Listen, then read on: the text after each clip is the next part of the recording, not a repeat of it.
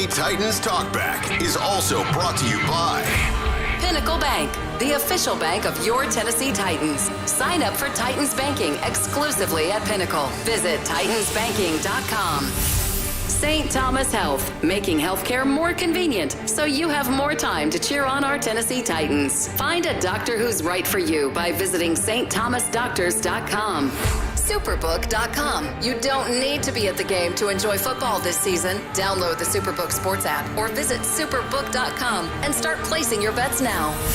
SA Recycling. SA Recycling reminds you to be a good fan this game day and look for recycle bins in and around Nissan Stadium. Now, here's your hosts for the Lee Company Titans Talkback, Will Boling and Kevin Dyson, on your home for Titans football. 104.5 The Zone. For the first time in 2022, the Tennessee Titans are in the win column. 24-22 today over the Las Vegas Raiders, and now your chance to react as the Titans survive in the second half in Nissan Stadium. Alongside former Titan Kevin Dyson, my name is Will Boling. Our phone number is 615-737-1045. And Dice, we can exhale a little bit after a Titans victory today. It's always better after a win, man. I don't care how you get it. Tonight, or today, I should say, I think Mike Keith said it best, man. This was a game of bounce back. Give up a big play, you bounce back. You have a penalty, you bounce back. You have a turnover, you bounce back. This was a game of bouncing back, being resilient, find a way to win a football game. Crowd was into it. They were affecting the game in their way with their noise. It was just a good, positive energy. Kudos to the coach staff and the team for bouncing back after that, what we called a poor performance all week against the Bills last week. They had a little more energy, more lively. They weren't being beat at the point of attack. They made plays on both sides of the ball. It was a good victory. We talked about it all fair. They almost gave it up there at the end. They tried to make it a little harder than it needed to be, try to give that game back up. But at the end of the day, you don't care. You just get the win. You get to move on, survive in advance. You got 14 left, and what are you going to do with those last 14 is crucial. But great victory, way to get that one under your belt, and now you can just build on this one and move on to the next one. 615-737-1045 is the number today if you want to jump in on Titans Talk Back, presented by Lee Company. Lee Company, all you need. Visit them online at leecompany.com. Kevin Dyson, the King, was rolling again today. 20 carries, 85 yards. 5 catches for 58 yards. It was clear that the strategy was to get the football in his hands in some more creative ways than just handing it off to him up the middle today. Well, interestingly enough, I was going to mention this some point today, so I'm glad you brought it up. The first game, 21 carries, 82 yards, and people were like, where's the King? Where's the King? Effectively, he basically had the same numbers. And if you go back, you remember what I said, that week 1, he had 2 or 3 runs called back, but he would have had over a 100-yard game. Well, today, just seemingly the way it was, and I think it was in part because he was involved in the passing game. He got his first catches of the season. He had a big play in the passing game. He had another big play in the running game, a 20-plus yard chunk play. And it seemed that he was going. He seemed to be going forward, had them legs turning, seemed a bit more explosive. But numbers-wise, at least from a rushing perspective, nothing was very much different than what it had been the first 3 weeks of the season, but it seemed different. And I think that energy and him seemingly getting off, especially getting some touches early, I think he had, 8 of the first 12, 14 touches of the game. He touched the ball 8 times. That was intentional, and it got him going, and it got the crowd involved, and it got the team feeling that energy from him. And you see, as you watch him go, so do the Titans. And if he's not good and going, and whatever capacity that is, passing game today was a part of it, and whatever capacity it is, if he's not going, it makes it hard for the Titans to win football games. Titans get the win 24-22 over the Las Vegas Raiders. Join us at 615-737-1045 here on Titans Talk Back, presented by Lee Company. Heather in Ohio leads us off this afternoon. Hello, Heather. Hello, everybody. How is everybody doing on today? We are good. I am so excited. Oh, my God. I know the fans are so happy that the Titans won a game at home. Congratulations to Ryan Tannehill. In my 22, Derrick Henry did his thing, and everybody did that thing. I want to see more of this next week against the Colts. Show the fans, show the other fans or other social media that we are the mighty, mighty Titans, because we are the mighty, mighty Titans. We are the Titans. We are the Titans. Mighty, mighty Titans. Mighty, mighty Titans. Hey, my former Titan player, I am so happy to talk to you and oh my God, Kevin Dyson. Oh my God, I'm so happy to hear your voice on the radio, and I am so excited. So Titans, keep up the good work. Let's keep it moving. Let's go. Win 2-2, and forget about the Bills and Jets and Giants, whoever. Let's move on to the next round. Time up. All right. Thank you, Heather. Yeah, I think she's feeling good about it. Feeling great. Feeling good. It's, like you said, victory weekend. Your Vols, Titans. That's it's right. Victory weekend, man. It's a good feeling, and when you lose, a lot of things seem to be a little more important. How much you block, the extra effort, the extra film session, things of nature. When you win, you don't want to neglect those things, but it makes it a little easier in your preparation for the week. So great win, and especially in the AFC, in the conference, another great win because you got that one against the Bills that you let go as far as AFC wins and losses, and that may come to play later on if you're looking for a playoff spot. So great win for the Titans today, man. You mentioned the similarities to week one for this team, and another similarity I want to bring up, Randy Bullock made the exact kick early on in this game that he missed against the New York Giants. Yeah. At the end of the first half, 48 yards from the right hash mark, going into the same end zone, by the way. The biggest difference for the Titans today in a 24-22 win over the Raiders, situationally, they were a lot better. Made the kick. Yeah. 2 of 6 the Raiders were in the red zone in this game. And then the red zone interception for Kevin Byard, the 2-point conversion. When the Titans had to make a play, there are a lot of mistakes. There are a lot of things you need to clean up today if you're Mike Vrabel.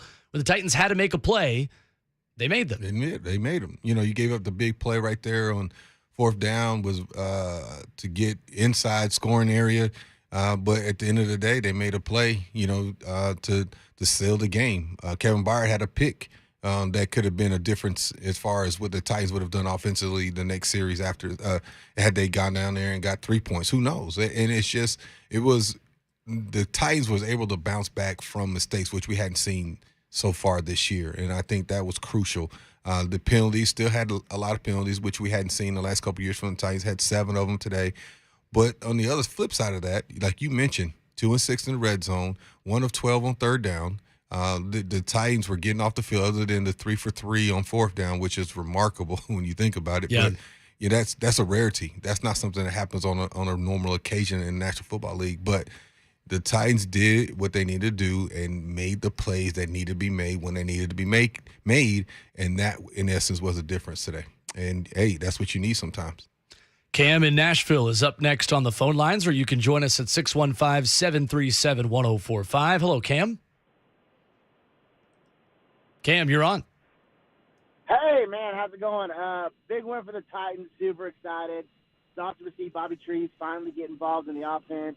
I was at the game, and I couldn't help but this is a question for y'all, man.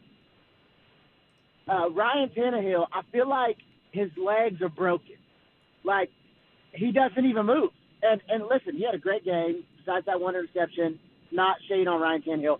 I'm just wondering why they have excluded his legs from the playbook.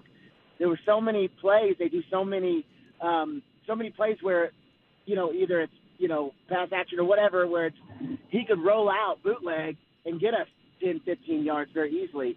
And I was just like, I don't know why that's not something they use in the offense or not. But either talk about it. Big ups to Titans today. I appreciate y'all. Thank you, Cam. What do you think?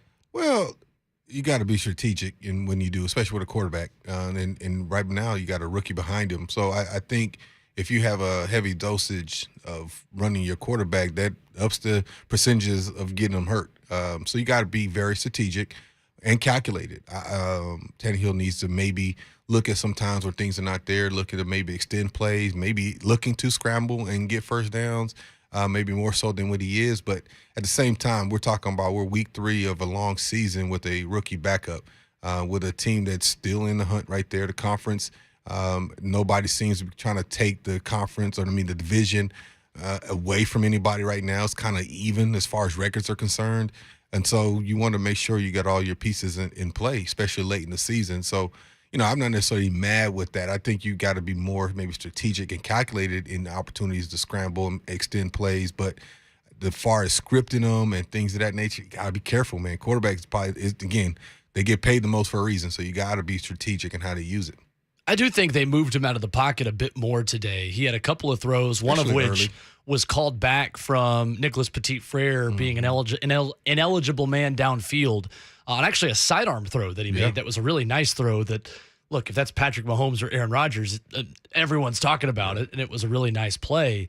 Guys are just open a lot of the times when he rolled out, which has not been the case in the past over these first 2 weeks for Ryan Tannehill. Yeah, and the pick, that one I would love to watch film because I thought Robert Woods was taking a little bit of time at the top of his route, and I think, Tannehill was trying to anticipate the break and threw it, and so the ball would be there on top of his break, but Robert was taking his time. He had some underneath coverage. Looked like they were in 2-man. Yep. And had a guy over top of him, and so he was trying to sell the inside cut and come back out. Tannehill may release it just a little bit sooner than probably what the route was dictating based on the coverage, and so that's just a communication piece.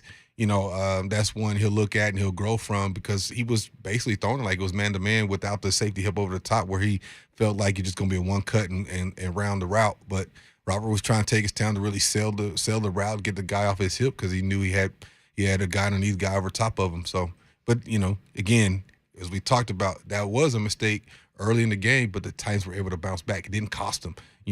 They found a way to still overcome that turnover and end up winning this football game. And that, to me, was the biggest difference between this game and week 1, whereas it's kind of snowballed in week 1. You make a mistake, and they couldn't overcome it. They gave up the big run. They couldn't overcome it. They just never seemed to bounce back. Now, Monday Night Football, that's just a good team that just came in and just looked faster and dominated the football game pretty much from halfway through the first quarter on. But today, they were able to overcome some early mistakes and even late mistakes. 615-737-1045 is the number this afternoon if you want to jump in. Brian is up next on the phone lines. Hello, Brian. Hey, how are you guys doing today? We're good. Hey, I just wanted to talk to you guys about I feel like they're not making adjustments at halftime. It's like, normally they script the first 1 or 2 drives. I feel like, to me, it just feels like they're scripting the whole game. And they're sticking to what they felt like worked in the first half. And I feel like eventually that's going to come back to haunt us. Also, the pressure. We have to get more pressure or else our corners are going to be left on an island all day. That's just my opinion. I'll hang up and listen to what you guys think. Thanks, Brian. Yeah, I agree, especially with that second statement. You know, they got to give that's every good corners league will tell you that pass rush is crucial to their ability to stay with guys in this dash football. Guys are just too good, but and so you got to get pressure on the quarterback, make it difficult for him. Sometimes you force throws. Like we talked about Tannehill, that pressure was in there, and he's trying to anticipate the break, and he threw it a little sooner than probably Robert was ready for. But to this point, there was a comment made watching the game today, and the gentleman said to me, like, man, they're not blocking for Henry. And I said, well, you're to a point, but they had 8 guys just sitting there just waiting on the run 9, and there was no check, nothing. They just stuck with what the play call was. It's first down. I was like, man, that just looked like it was a kind of just a play they just knew was coming. It was no creativity to it. And so it's hard to, if you're sitting there running to the right side on first down pretty consistently, they had a beat on it. So they had them outmanned to that side. So that's where some of the other things, the play action, the rollouts, the things that you mentioned came to play, especially the flow in the first half of the game. And so some of those adjustments you got to see, they're overplaying us. Here we are. Maybe we need to do some of them rub routes. Maybe we should create some matchup problems. Are they giving us one-on-one on first down? Maybe we can do something to create some matchups where we can take a shot downfield and then come back to the game plan. So, but that's, again, you're going to get your film study, and you're going to try to see what your tendencies are as they get going. Are we run heavy on first down? Are these formations? Yes, we need to maybe look to adjust that. But, That's Titans are what they are, man. Derrick Henry's the man, and you trying to go back, keep him going because they go as he goes. Ryan Tannehill was 14 of 17 for 195 yards and a touchdown in the first half, a 24-10 lead for the Titans. They hold on today 24-22 despite being blanked in the second half. And when we come back, we will continue to take more of your phone calls. We'll take a look at what changed the most between the Titans in the first half and the second half today in Nissan Stadium. Jake, Austin, and Adam, you guys will be up next as well on the phone lines. 615-737-1045. It's Titans Talk Back, a victory edition, as the Tennessee Titans beat the Las Vegas Raiders 24-22. Getting into the SEC with 3HL. Could you imagine a Tennessee season like they had 98 with this no, guy on I'm the going radio? to vomit if that happens. Me too, because I'll be fried from winning. Meanwhile, Auburn. 3HL with Brent Doherty, Don Davenport, and Ron Slay. Tomorrow starting at 3 on 104.5 The Zone. Hi guys, it's Andrew with Hillside Medical Clinic. Are you struggling with erectile dysfunction and sick of the pills? Well, we have a major medical breakthrough. The Wave Tech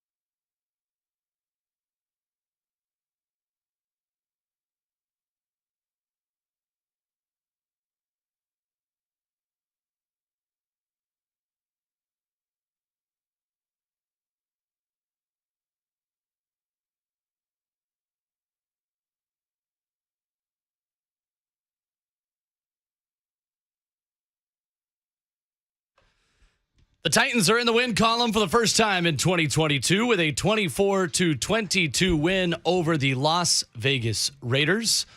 With Kevin Dyson, I'm Will Boling. Brett Batchelor, our producer today on Titans Talk Back, presented by League Company. League Company, all you need. Visit them online at leaguecompany.com. The phone number is 615-737-1045. We go back to the phones where Jake is up next. Hello, Jake.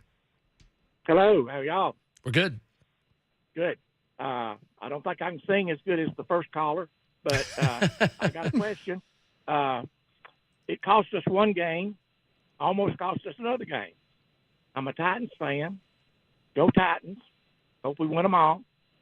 But how can you justify going for 4th and 4 and not 4th and a half? And how can you hand the ball off when you need a half yard, 8 yards into the backfield? And Henry, everybody knows Henry's going to get the ball. So that's my questions, and I'll hang up and listen. Thank you, Jake. I have no answer for the differences in the yardage and why you take it. And there must be some metric that coach is going by to make him feel more and more confident, maybe feel more confident in the play. You know, sometimes I know we get kind of stuck on the quarterback sneak at a half yard, but you think about a 250-pound tank coming at you with a full head of steam 8 yards back, you like to believe they're going to get it. You know what I mean? 1 yard at least. Now, it depends on the guys up front getting a little pressure, get a little push, and not allowing pressure to be able to get that. But you would like to believe my stud all-pro running back be able to get you that yard. But the other part of that, I'm not exactly sure. Sometimes I'm like, if you're going to go for it, like you said, on 4th and 4, that half yard, I like to believe you're confident. But again, it's situational football as well. Circumstances might have been a little bit different as well. 615-737-1045. Thought the throw to Traylon Burks a little bit behind him on that 4th down, but a play that both Ryan Tannehill and Traylon Burks will tell you they should make. Yeah. I think it's definitely the right way to put it. Yeah, definitely. You know, again, it's circumstantial. You know, if it doesn't work, you look like you don't know what the hell you're doing. But if it works, you're a genius. You know what I mean? And it's just one of those ones where it comes down to, you know, again, familiarity, flow of the game, situational football, and being able to make a play. But again, it wasn't something that at the end of the day that cost them. They were able to bounce back from that, and that is crucial. You got to be able to bounce back from plays like that when you give up a shorter field or you turn the ball over or whatever it may be, and that's what they were able to do today. And to me, that was the biggest difference between – I'm going to keep comparing it from Game 1 to Game 3 because Game 2 is just terrible. I mean, we'll just call it what it is. Sure. The Buffalo Bills just came out and kind of dominated that game. But from Game 1 to Game 3, the 2 home games, that was the biggest difference in my opinion. Austin in Nashville is up next on the phone lines where you can join us at 615-737-1045. Good afternoon, Austin. Yeah, hey, I got doing, man. I'm going to keep this short and sweet. I just want to say tighten up, baby. I got to take my kids for the first time. It's my son's birthday. I'm just so glad we got a win. Just so happy with the outcome. Like Kevin said, this is a comeback game. I'm just so glad at the Titans. So glad I got to take my kids. I'll leave y'all alone. Thank y'all. Thank you, Austin. Yes, sir. Appreciate the call. It's good energy by the fans, man. It was it was louder in there than maybe I expected unfairly, but for an 0-2 team, you couldn't really tell by the way the crowd was. I had the same feeling, man. Like you maybe it's unfair to even think that. Like they're not going to be into the game, they're not going to show up or something, considering the expectations they had this year. But they showed up and showed out today, man, and that was good. I think the players fed off that energy. Especially early, man, and just carried it through up into that last drive where Oakland went down, and they eventually scored, but the energy was there throughout. That was good, man. It was a good feeling. Certainly was. 615-737-1045 is the number if you want to jump in. Julio is in Nashville up next. Hello, Julio. Hey, Will. Hope you're having a good day after your win yesterday. Hey, Kevin. Thank you, sir. I thought we did a lot of good things well today. But I'm concerned about number 39, the cornerback position. Got cooked in that second half. And concerned that Caleb Farley's not playing in that position at the end of the game. So if you could talk about the secondary today, I'll hang up and listen. Thank you, Julio. Well, that was one of Will's talking points. You want to talk on that first? Sure was. It's a concern that Terrence Mitchell is getting really every snap opposite of Christian Fulton over Caleb Farley at this point of the process. And Mitchell was beaten on a 48-yard pass to Mac Hollins on 4th and 15 in the final drive. Then again on 4th down by Hollins for a jump ball touchdown with 1:14 left that made this thing really, really interesting. He was signed this week from the Patriots practice squad. And a couple days later, he's starting over your first-round pick from a year ago who struggled on Monday night in Buffalo. What did you make of that decision by Mike Vrabel and the Titans defense?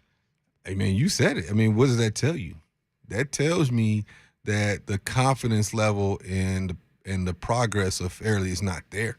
I believe they are still in the developmental stage with him, still trying to see where he's at. There may be some things with his knees or things of that nature that they're not they're telling us right now. And to me, that speaks volumes. A guy you just basically pulled up from another team's practice squad, and you played him just about every snap today. Fairly only getting one, maybe two snaps. I think he got one there at the end with the injury. When Christian Fulton went out for a play. And he got the one snap today. That's pretty telling that where they are with him. I don't think they've given up on him because he wouldn't have been active had they done that. Sure. But I still say, considering somebody who just got in, who had to learn the scheme, the terminology, so many communication things that go on in the secondary within the flows of the game, and he still was out there. And for the most part, other than those few instances, as you mentioned, you really didn't hear his name being called, which is that's a good thing when you're talking about corner play. But at critical moments, his name was called to the negative. And that is where it became evident, because I almost didn't even think about it until that moment. I was like, wait a minute, you're right. Yeah. Why is he out there and not Fairly? And then it's like, dang, where's he been? And then they announced it. He's only played one snap. I was like, wow, that is telling. So, we'll see what Coach Vrabel says this week in the press conferences. I'm sure that's going to come up.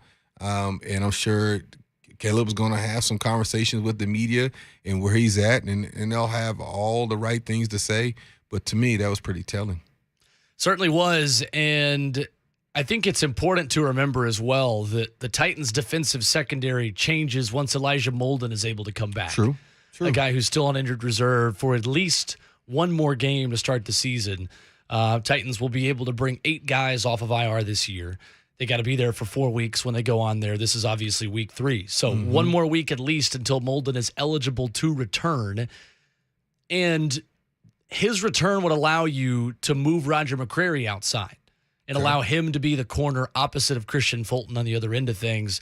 Obviously, with Fulton out against Buffalo, it was Farley and McCreary who were outside. Ugo Amadi was playing in the nickel. Well, he doesn't play today either. So McCreary really had to play in the nickel in this game. Yeah. And they decided to trust somebody else and Mitchell on the outside versus Farley. So something that's going to be interesting to continue to monitor, because this is a pretty difficult moment in Caleb Farley's career right now. Right. And the response that he has from this setback might ultimately define his time as a Tennessee Titan.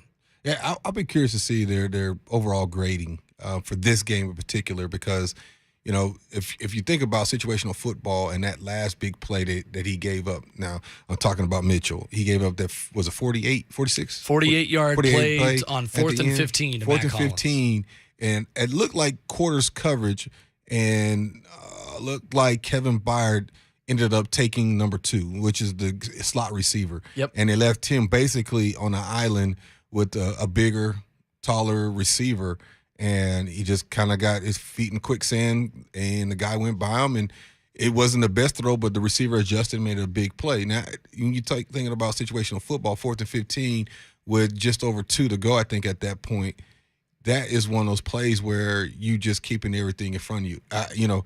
If he catches the ball at 20 yards, that's a lot different than 46, 48. If you thinking about keeping everything in front of you, you're playing deep and not giving up that play. But again, this is what I would be curious to hear what Coach has to say this week, because why were we in that coverage and not playing more of a shell at that point of the game, make them go over the top of 2 or 3 guys to make a play like that in 4th and 15 with just over 2 to go.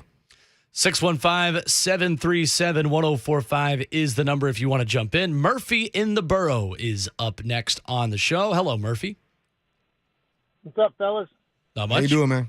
Well, good. I think I'm encouraged a little bit. I bet you Derrick Henry's a little more encouraged today than he was. I think he got to stretch his legs a little bit. One of those callers mentioned Tannehill kind of having dead legs. Maybe they'll work on bringing him out a little bit, but I don't know if I want my quarterback running either in this league too many times. And maybe they're going to work on sending that flat pass out to Derrick. I know he had that one today where he kind of bobbled, but I'll tell you what, maybe they're going to work on that. That's a crease that I hadn't seen them swing that ball out to Derrick too many times since I've been watching, and maybe they're working on that. And I'd like to hear some feedback about Derrick Henry catching some passing from you guys. And D. Mays, number 87, thank you for January 8, 2000, brother. I appreciate you, man. Thank you, Murphy. One thing I want to mention, just to kind of set you up on this, is that Derrick Henry, 5 catches for 58. Dontrell Hilliard had a 30-yard catch as well. Oh, yeah, another on a big third play. down. Sure enough. And, the running backs seem to be more involved with the passing game today, not just protection-wise. And I'm assuming that's intentional, and especially when it comes to Derrick Henry. Maybe that was trying to back the defense up a little bit because they had 8-9 guys just sitting there waiting on him to run the football. And I think, to me, the biggest difference as far as just feel as a fan watching the game, the feel that is different than week one is because he seemed to be involved on both facets of the game and not just running left, running right, not up the middle, whatever it may have been, because the numbers as far as rushing are not that different. He was 21 for 82 in week one. He was 20 for 85 today. Now, week one, if there's a couple penalties that don't happen, I think Brewer had 2 of those on 2 of those big runs. He's well over 100. Will we still be feeling the same way about, Derrick Henry's not going, he's not going? Last week against the Bills, it did not get going. They wouldn't even let his feet get turning. It's almost like he was get the ball, contact, feet stop, down. He was right out about 1 yard per carry. And so today, I think the difference was they got him involved in the pass game, swing patterns, dump offs, things of that nature, get that big body rolling a little bit, screen games, stuff like that to get him rolling, get him in the flow of the game. So now you're talking about those runs in the third, fourth quarter. He's starting to wear on you a little bit. It's not just running left, running right, running up the middle. And that, to me, was why it felt he was more engaged and involved in this game plan today. 615-737-1045 if you want to jump in on the conversation today on Titans Talk Back. We go to Grant in Smyrna up next on the phone lines. Hello, Grant. What's up, y'all? It was we get these big leads going into halftime. We had a 14-point lead going into this game. We had a 13-point lead in the Giants game. And yet we still found a way. In the Giants game, we found a way to blow it. In this game, we almost found it. Kevin, I'm sure you've already been in this position, obviously, because you've had leads going into halftime. But what is it that makes us just absolutely crumble to pieces when halftime? That's all I'm going to say. Thanks, Grant. I missed that part. What did you say? I'm sorry. The question was, what is making the Titans crumble in the second half on offense, was the way he phrased it. I think one caller mentioned adjustments. Teams have come and have made some adjustments that have seemingly worked, specifically in offense. They've been able to move the football a little bit. Week one, they got Saquon Barkley going. Last week, they attacked the Titans in the passing game. They just really ran to keep the Titans honest. But they found some things that are working in the pass game. They attacked with Stephon Diggs. And today, at least from a defense perspective, they were able to keep them in check, except for a few big plays there at the end.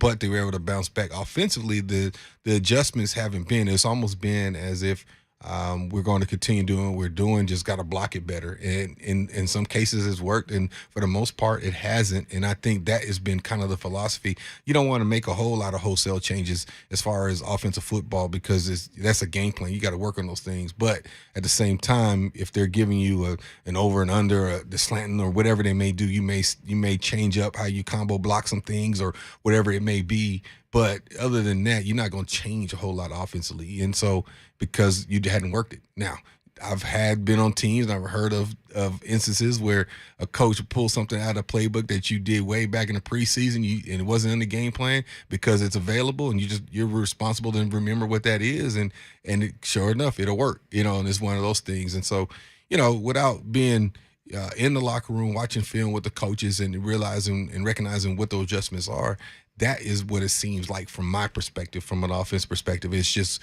we're close. It's like we're close to breaking a big play in all different, whether it be in the passing game or running game, and we just got to hold up a little longer in the blocking. Hold on to your guy a little bit, but let Henry get to the gap, let him get to the hole, feel the read, whatever it is, just a little bit more as opposed to making wholesale changes to try to manufacture big plays, and that's the biggest difference in my opinion. The Titans trust their home stadium to League Company to tackle their HVAC, plumbing, and electrical problems. They can protect your home, too. Your next play, visit leaguecompany.com. League Company, all you need. 615-737-1045 is the number this afternoon if you want to jump in. Bill, Will, and Ryan will lead us off with the phone lines coming up next as we continue to react with you to the first Tennessee Titans win of the new season, 24-22 over the Las Vegas Raiders.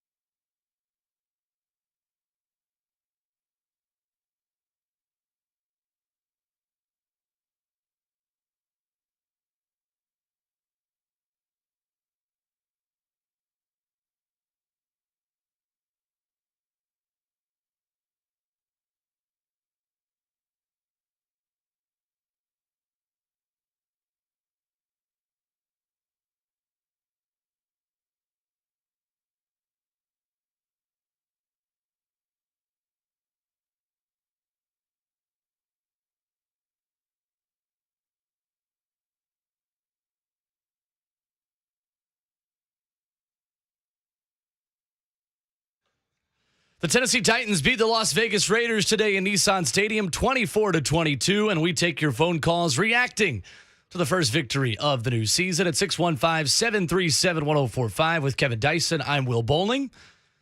And we go back to the phone lines where Bill is here in Nashville to talk with us. Good afternoon, Bill. How are you? I'm good. How are you? We're good. I just wanted to talk about Ryan Tannehill's performance today. Sure. I thought it was outstanding. What about you guys? I thought it was solid. It was solid other than the pick. Yeah.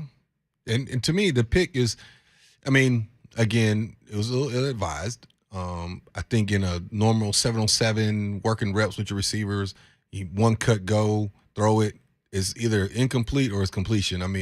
Instead of a pick. I think Woods was trying to work the coverage that he had underneath him a little bit longer, which you typically do if you have underneath coverage, trying to really sell it like he was going back inside.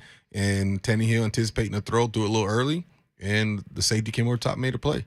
So it's a correctable pick. It's not one of those ugly like what are you doing with that ball pick. So other than that, I thought he was solid. Again, it's similar to week one.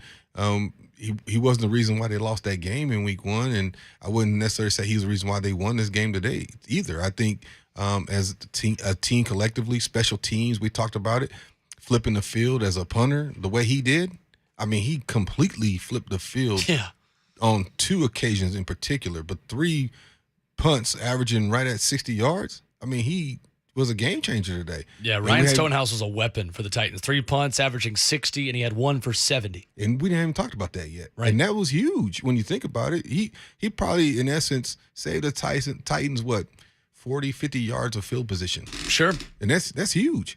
So it was a collective thing. So Tannehill today, he was solid. He did what he needed to do. He made plays when he needed to make. Other than that one mistake, which was the pick, was a pretty solid performance. Why so serious? And for some reason, we've got some. Yes, exactly. Why are we so serious? The Joker. Should be happy they won. We've got the Joker hanging out with us. 615-737-1045. Ryan in Nashville is up next on the phone lines. Hello, Ryan. Hello, how y'all doing? All right, how you doing, man? So I want to talk about Jeff Simmons. Okay. So Jeff had a really good unstoppable game. Even though he wasn't having the numbers, he was still getting to the quarterback, being doubled and triple teamed. Yeah. Thank you, Ryan. Which is usually his thing. Big Jeff, man. He's going to have to do that until guys start getting pressure on the edges a little more consistently. He's going to take on double teams, and that's his role, and make it hard for those guys. If you guys spend 2 guys, I'm going to make it hard for you, so I'm getting the other guys one-on-ones. And only 1 sack today. Again, hopefully they can elevate that number a bit as the season gets going. But Big Jeff, man, he's one of the best in the game, best interior lineman in the game right now, for sure. Perhaps our youngest caller of the year right there. Thank you, Ryan. Appreciate you hanging out with us. 615-737-1045 is the number if you want to jump in. D'Angelo in Nashville is up next this afternoon. Hello, D'Angelo. Hello, how y'all doing? We're good. All right. I want to say tighten up, and I was glad we got this win today because I was at the last 2 games, and that was crazy. But Farley, I guess I'm wondering what he's doing in practice. Like he not out there, and I want to say the refs cost me my parlay on that last touchdown with that holding penalty that it shouldn't have been called a hold. But I'm glad we got the win though. Tighten up. Thank you, D'Angelo. So you missed that parlay, huh? Yeah. I'm anxious to hear what Vrabel has to say about it. That's going to come up from the press. I'm sure you guys will talk about it on your show. Like, what was the decision? He 1 rep today. I don't even remember him out there on special teams, to be honest with you. I didn't either. Just the 1 rep. Didn't make an impact. Yeah, and how you went from competing as a starting, and now getting 1 rep, not even on special teams. I'd be interested to hear. Now, Vrabel's guy and his defense staff, they have their reasoning behind it, but to play a guy in the extensive role he did today that basically just got here off the plane, I'd be interested to hear that conversation. But, I don't know. I'm not there every day. We can make our assumptions based off what we've seen, whether it been at practice or in the few games we've seen them. But, coaches there every day. They evaluate all the time. So they got their reasons. They sure do. 615-737-1045 is the number today if you want to jump in. Roger in Mount Juliet is up next on the phone lines. Hello, Roger. Thank you, guys, for taking my call. I just wanted to ask a question. I'm an old-timer, and I see that they are rotating and bringing fresh players in on the defensive line, linebackers, and the safeties and the cornerbacks. Why do they not do it on the offensive line? You never see them bring anybody in. If they're not hurt, they're going to play the whole game. My question is, if you're good enough to be a professional football player, and why sit on the bench when somebody else's ass is dragging out there and you bring a fresh body in? Maybe you can tell me why. Thank you, Roger. From my understanding, working with a guy that played guard for 11 years in the National Football League in Ramon Foster, the chemistry and the conversation among those five guys up front is pivotal. Yeah. Very, very important. They're working not only it's not like you can just, like a video game, slot in, 85 overall and 90 overall. Those guys have got to complement each other, and they've got to work in unison. Yeah, man, that was basically what I was going to say. There's a couple of positions where that is probably the most critical. Secondary play. Yep. Communication. That's why you don't see a whole lot of substitution when secondary play, unless there's an injury or something like that in offensive line. You very rarely will see a guy substitute just because of feel the game, flow of the game, understanding the unspoken communication as well as the spoken communication that happens between snaps, between signals. I mean, as the linemen are literally communicating as the quarterback's going to his cadence. And that's how crucial that is. Those guys play every snap of a game for the most part. And the communication piece, I can't emphasize that enough. So, yeah, you'll never see that at any level if they can help it. Right. Appreciate the call. 615-737-1045 if you want to jump in. Frank is in Nashville and is up next today. Hello, Frank. How's it going, guys?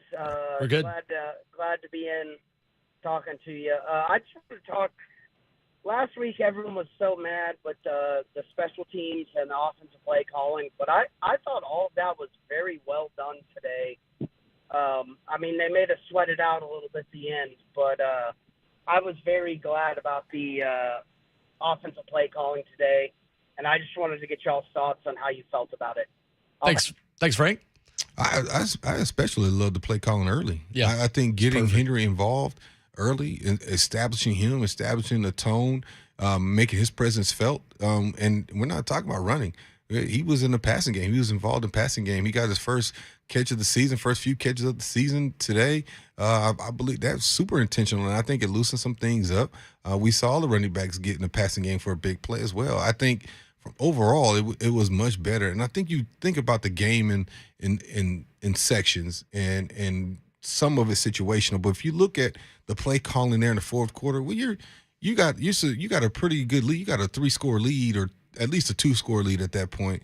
You're not going to be sitting here throwing 40-yard plays down the field as you were in the first quarter trying to get points on the board. So you got to look at it from that perspective as far as what a play caller is trying to do. You're trying to be efficient. You're trying to make sure you're converting first downs and keep the chains moving and keep that clock moving so you don't let the opponent on the other side, who, by the way, happen to have a couple of Pro Bowlers and All-Pros on their offensive side of the football, an All-Pro tight end, an All-Pro wide receiver, and an All-Pro quarterback that on the other side at any point can be explosive. And thank goodness they didn't get off for the most part, but the Titans were able to, at the end of the day, give up a mistake here or give up a play here, but overcome those. And that, in essence, was the saving grace for this game. But, to me, it wasn't necessarily play calling in that sense that was why Oakland was able to come back. It was situational football, and sometimes the mistakes cost you a little bit more than needed to, but they didn't cost you the game as we've seen previously where those mistakes were costing the team wins. And I think a lot of the complaints about the lack of adjustments the Titans made offensively in the second half, it's difficult because there was really nothing to adjust. Right. I mean, you scored 24 points in the first half of this football game and were perfect seemingly on each of those drives. The adjustment probably it needed to come late in the third quarter, early in the fourth. But again, Raiders had a 7.5-minute possession to start that third quarter that ended with 3 points. Similar to what the Titans did in the first quarter. And at that point, you're slowing things down. You're being a bit more conservative. Ryan Tannehill throws an interception. That's when you start to shut things down and say, look, another one of these picks. Titans defense really stood strong and only not giving up any points after the interception. You couldn't really afford to get too far out of what worked in the first half and be more aggressive downfield, because then you're opening up the possibility of more interceptions, more mistakes, and more sacks. Ryan Tannehill was only sacked once in this game, too. Then you're having a whole different kind of conversation. We certainly are. And again, I said it earlier. I think part of that is coaches are saying just got to sustain your blocks a little longer. Receivers, you got to make sure you stay in your guys a little longer. Running backs, hit your holes faster. Make sure you're seeing the right reads, right cuts. It just becomes more of that. It becomes more on the execution side of everything than scheme and gimmicks. You at the time, because we saw Oakland had a lot of gimmick plays today. One was very successful in the sense that it got a big play. The other one, it was okay. It was a gimmick, but would it get like 3 yards or something like that? Yep. So, it's one of those things where you can say conservative or not imaginative, but you got to look at circumstance of the football game and where you're at when you have a 2-touchdown lead, as opposed to when you are down by 2 scores in which you're trying to be more aggressive. 615-737-1045 is the number. It's time for our Kroger Sacks for Cash tonight. The Titans had 1 sack, adding $100 courtesy of Rashad Weaver for the season. Kroger's donation to Second Harvest Food Bank of Middle Tennessee now stands at $1,400. Courtesy of Weaver tonight. Every time the Titans sack the opposing team's quarterback, Kroger donates $100 to Second Harvest Food Bank of Middle Tennessee through its Zero Hunger, Zero Waste plan. Kroger is committed to ending hunger in our communities. Eric, Owen, and Chad will lead us off on the phone lines after a quick word from our sponsors as we continue to react with you on Titans Talk Back, presented by League Company. League Company, all you need. Visit them online at leaguecompany.com. Tennessee Titans get in the win column 24-22 over the Raiders.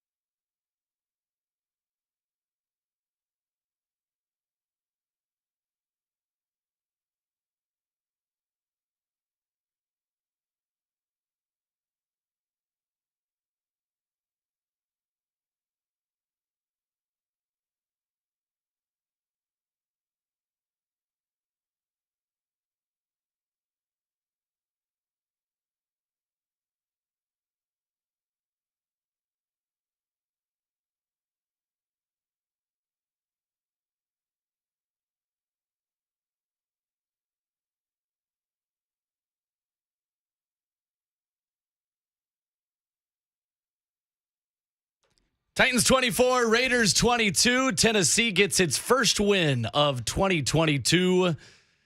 24-22. Man, it was a close one. They made it quite interesting at the end. And you could join us here on Titans Talk Back, presented by League Company, to discuss it at 615-737-1045, alongside Titans legend Kevin Dyson. My name is Will Boling. Brett Batchelor making the show happen for us this afternoon. Titans offense carries the first half. The Titans defense does enough to carry the Titans in half number 2. And a sigh of relief, Kevin Dyson, leaving Nissan Stadium today in a good atmosphere that we mentioned as well over there on the Cumberland River. I mean, it really was, man, from start to finish. I mean, people were just engaged and really – and it helped when Derrick Henry got the ball rolling a little early, and that drive took up however many minutes of that first drive. It was like half the quarter just seemed to establish a sense of we're about to dominate this game. Now, it didn't work out quite that way, but it was enough to get that victory. Like you said, 24 points in the first half where you go to halftime. I think everybody's going to halftime feel like, man, this is what we kind of expected for the year. And it was a good football game. Let them off the hook a little bit in the second half, but this is NFL, man. You got good football teams. And Oakland, aside from being 0-3 this year, they got a good football team. They got a lot of pieces. This is a playoff caliber team from last year. They added some pieces offensively. Of course, they had a couple injuries as well, but I feel like Devontae Adams is one of the best in the game. I love watching that kid play, man. He's a very smooth receiver. And defensively, they added like Chandler Jones and a few other guys. So I feel like they have some pieces that they're going to be, when they figure it out, people are not going to want to play them. And I'll tell you what, an important part of the process today for the Titans was eliminating an offense's best player and best target. Saquon Barkley beat the Titans in week 1. Stephon Diggs was a pivotal piece in why the Titans were blown out in week 2. Devontae Adams had 36 receiving yards in this game. If you had told me before the game, Kevin Dyson, that Devontae Adams would only have 36 yards, I would ask how many touchdowns the Titans won this game by. Well, he had 10 targets. Hollins had 10 targets as well, but it was how those targets were manufactured. Like, it was a lot of dink and dunk with him. He was in the number 3 spot a lot. He wasn't on the edges, which kind of surprised me that he wasn't on the edges outside the numbers a little bit more, giving that a guy was basically coming off the plane and learning the defensive scheme. They seem to keep him inside a lot, playing in the slot. So that limits itself for a lot of the vertical game that you have. You're doing a lot of stuff in traffic. So, but he still had 10 targets. But kudos to the Titans for bouncing back. Now, he still gave a couple big plays. One of those being at the end there, and again, that to me was a situational thing where it's a no-no. Obviously, you can't give up a 48-yard play on 4th and 15 with just under 2 minutes ago. You're trying to hold on to a lead. That was crucial. But other than that, they didn't give a whole lot of splash plays, and they were able to bounce back. But to your point, Devontae Adams, man, he's a special guy, and to hold him and limit him to 5, considering what happened with Diggs, I was nervous this week, and they held their own against him. They sure enough did. 615-737-1045 is the number. Eric is in Nashville. Hello, Eric. Hey, guys. Just got home from the game about a half hour ago. I'm season ticket holder sitting 312. Just relieved at the win. And Kevin, I know you didn't mean to do it, but you actually called the Raiders the Oakland Raiders twice in the last segment. But I'm just messing with you. I know what you meant, though. Guys, like everybody else, I was happy with the first half, the 3 touchdowns, 3 drives first draft. Not only did get Derrick Henry more involved, but also got Robert Woods more involved in the game plan and also special teams, which I thought was good. But the thing I'm going to say, guys, is this, and I know a lot of people may agree or disagree with what I'm about to say, but the one play I want to talk about, I thought Mike Vrabel made a huge mistake calling that timeout when it was 4th down and 15. And the reason I feel like that is this. The crowd was really electric into the game. The Raiders had just gotten a delay of game penalty, and I just thought the timeout kind of took the wind out of the sails. I know the reason they did it was, of course, to get whatever defense or coverage or what they wanted to do set, but I also thought it gave them the chance for Raiders to call a play and set up something where they were able to pick up the first down. Maybe they still do it. I don't know. And I just wondered, was he asked about that in the press conference? I just thought it was a huge mistake to call that timeout in that situation. Guys, y'all take care and have a great rest of the day. Thank you, Eric. It didn't really seem like they were doing anything too complex as well coming out of the timeout. No, Jonathan Vilma on the television call with Kenny Albert said he saw it as a 3-deep zone, and Terrence Mitchell got beat to the one place you can't get beat. by Matt Collins on that 48-yard reception on 4th down and 15 that you're talking about. What did you think about the timeout there? It looked more like quarters coverage than cover 3 to me. Sure. It looked like I think it was Byard on his sideline, on his side of the field. Ended up taking a number 2 receiver and jumping that route, which still kind of went vertical, but not nearly as much as Hollins did. But when he went vertical, he did the one thing, he got beat deep. And in that instance, you want to make sure you keep everything in front of you and make him make a jump ball. Had that ball been on the money, that's a catch and score. And then they still got to go for 2, and they didn't convert. But in that case, you have to make sure you stay on top of that receiver. You can't let him get behind you. And I don't know necessarily why they were in the particular coverage they were in. And as far as the timeout prior to, I can see it both ways. You're thinking, okay, if they go down the length of this field, if we don't get a stop, how much time we have left? Then we got to get our ducks in a row in case we got to go down and get a field goal to win this game. You want to have the communication piece. We talked about it. You got a new corner. Situational football is going. He just got here to make sure you got communication on that part. So much for that. That didn't work for that theory. So there's a lot of different things on there. But to the caller's point, why are we the ones calling timeout, giving them the opportunity to get their ducks in a row and have situational football, especially on 4th and 15? So I can see why there would be that disconnect, why people will see like that doesn't make sense. But from a coaching's perspective, I could also see why you want to make sure you're communicating and everything is on point with situational football. If they don't convert, what are we doing? Because it's still going to be a little bit over 2 minutes left. We got a 2-minute warning. They got how many timeouts left, et cetera, et cetera. You want to communicate that. And fortunately, it worked out for the Titans. As a wide receiver in that moment, what would be going through your head if a defense takes a timeout before a 4th and 15? Man, I just want to listen what the play call is and find out how I can make a play. So you feel like it's a positive for you as a wide receiver getting to talk about it? Oh, yeah, especially I've been running up and down that field for how many plays in a row. That's just extra rest for me. Get some water, get some octane in my body so I can go. Because it's 4th and 15. I'm going at least 15 yards. Right. Now what does that 15 look like? You're probably going more closer at the very minimum 20. You might do a 20-yard comeback and try to catch the ball at the sticks. I don't know what I couldn't necessarily see because I was in here watching the last part of the game, watching what that last route was from the inside receiver to know what the combination was.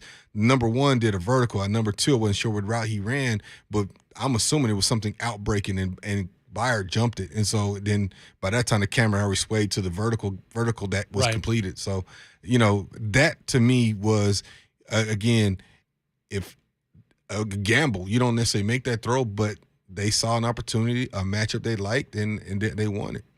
They made the mistake, they turned the ball over, and they ultimately won the football game, and that is a good, positive development. Yes, sir. For this team after the first 2 weeks of the season. 615-737-1045 is how you jump in. Owen in Hendersonville is up next. Hello, Owen. What do you think the Titans need to carry over from this game to win the next week's game against the Colts? Thank you, Owen. Man, that's a great question. I think you obviously you got to continue to find the guys that get up to quarterback consistently, add that pressure. Derek Carr wasn't pressured a lot today. But offensively, you build on, I think, what you have been doing in the passing game. I think Tannehill had a good sense of what the offensive coordinator wanted to do today. Still want to see somebody make a 50-50 ball, jump ball win. We haven't seen that quite yet, but they've manufactured some vertical plays. Robert Woods got one today and things of that nature. But continue to find ways to get Derrick Henry involved. It may not be running the ball 30 times a game. It may be similar to today, 20 carries and 5 catches. That's still 25 touches, and he had an impact with those 25 touches. And you felt his impact, even though it wasn't like a big moment, big game for him as far as statistically, where you're talking about 24 carries, 140 yards or something of that nature.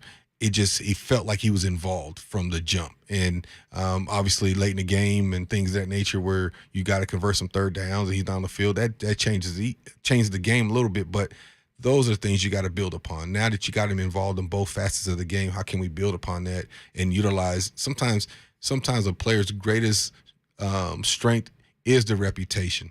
And he has a great reputation. People don't want him to get rolling, so that how can we use that against the defense? And you saw a little bit of that today. Thank you for the call, Owen. Appreciate it. 615-737-1045 is the number. This stat courtesy of Teron Davenport and ESPN Stats and Information today.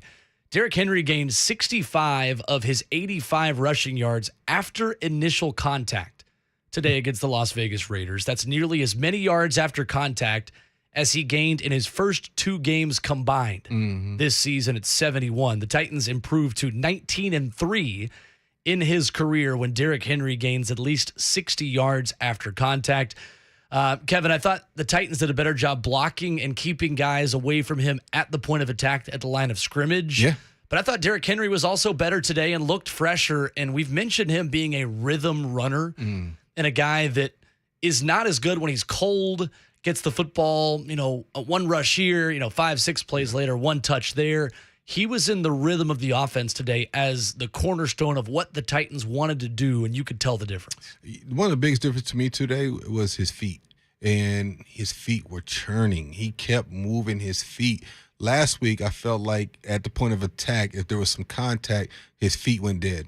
And then they just rallied to him, and he wasn't able to get going. Today, he kept them feet rolling, them knees high, them shoulder pads low, and they were bouncing off of that big body. And he was able to extend some runs, 3, 4, 5, some of them 15 yards more. And that, to me, was a big difference. And to your point, I really believe if he's involved in that flow of the game, it's just hard. Mentally, I can't imagine. We can talk to defensive players like that. When you got a back like that, especially from the back half of that defense, and you've seen him coming, man, it's just, after a while, I was like, man, y'all get to him. I'm tired of trying to bring this man down. Yeah, y'all do something up there. I got no problems worried about covering these dudes, let alone tackling this 250-pound running back, man. So, they just continue to build upon this. And, I think we've gotten spoiled in Derrick Henry in the last few years. Yeah. It's just like we did with Chris Johnson. It's almost like every time he lined up, people held their breath waiting on the home run. And that just doesn't happen all the time. And so this is a different version of the Titans. This is a different version of Derrick Henry. And this is a different version of the offense specifically. So how does it play out? We're only week 3. He's still in line for a 1,000-yard season, a high 1,000-yard season.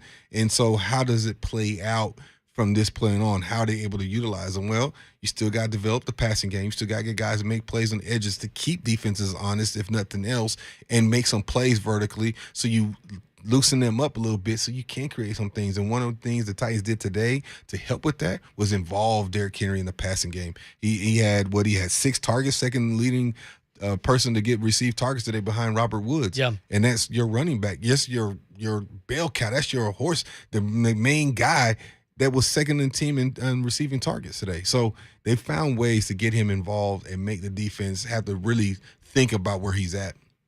They certainly did, and it was one of the biggest performances that he has had through the air in his career. His 5 receptions, his second most in a career game, the most 6 a year ago in a Week 2 win against the Seattle Seahawks.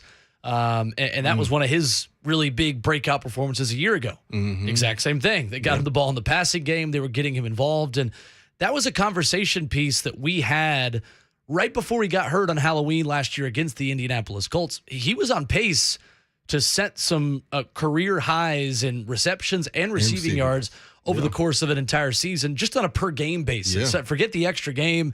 It's not because he was going to have 17 games. He was on pace in a 16-game season to crush his career totals in receiving last year. And he was on pace for 2,000 yards. Yes, he was. I mean, he was about to have a career-type year last year. And I think that's where everybody's mind goes to, right? It was a special year up until the injury, right? But, again, that shows the capabilities that he has to be effective in the passing game. And they just brought it back out today, and it was effective, especially early on. And we'll see how they build upon it, because I think you're going to have to utilize him as a decoy, 2, as a pass catcher to open some things up from the running game, because as it was mentioned over and over again, I've said it several times, they were sold out to stop the run, as I would too.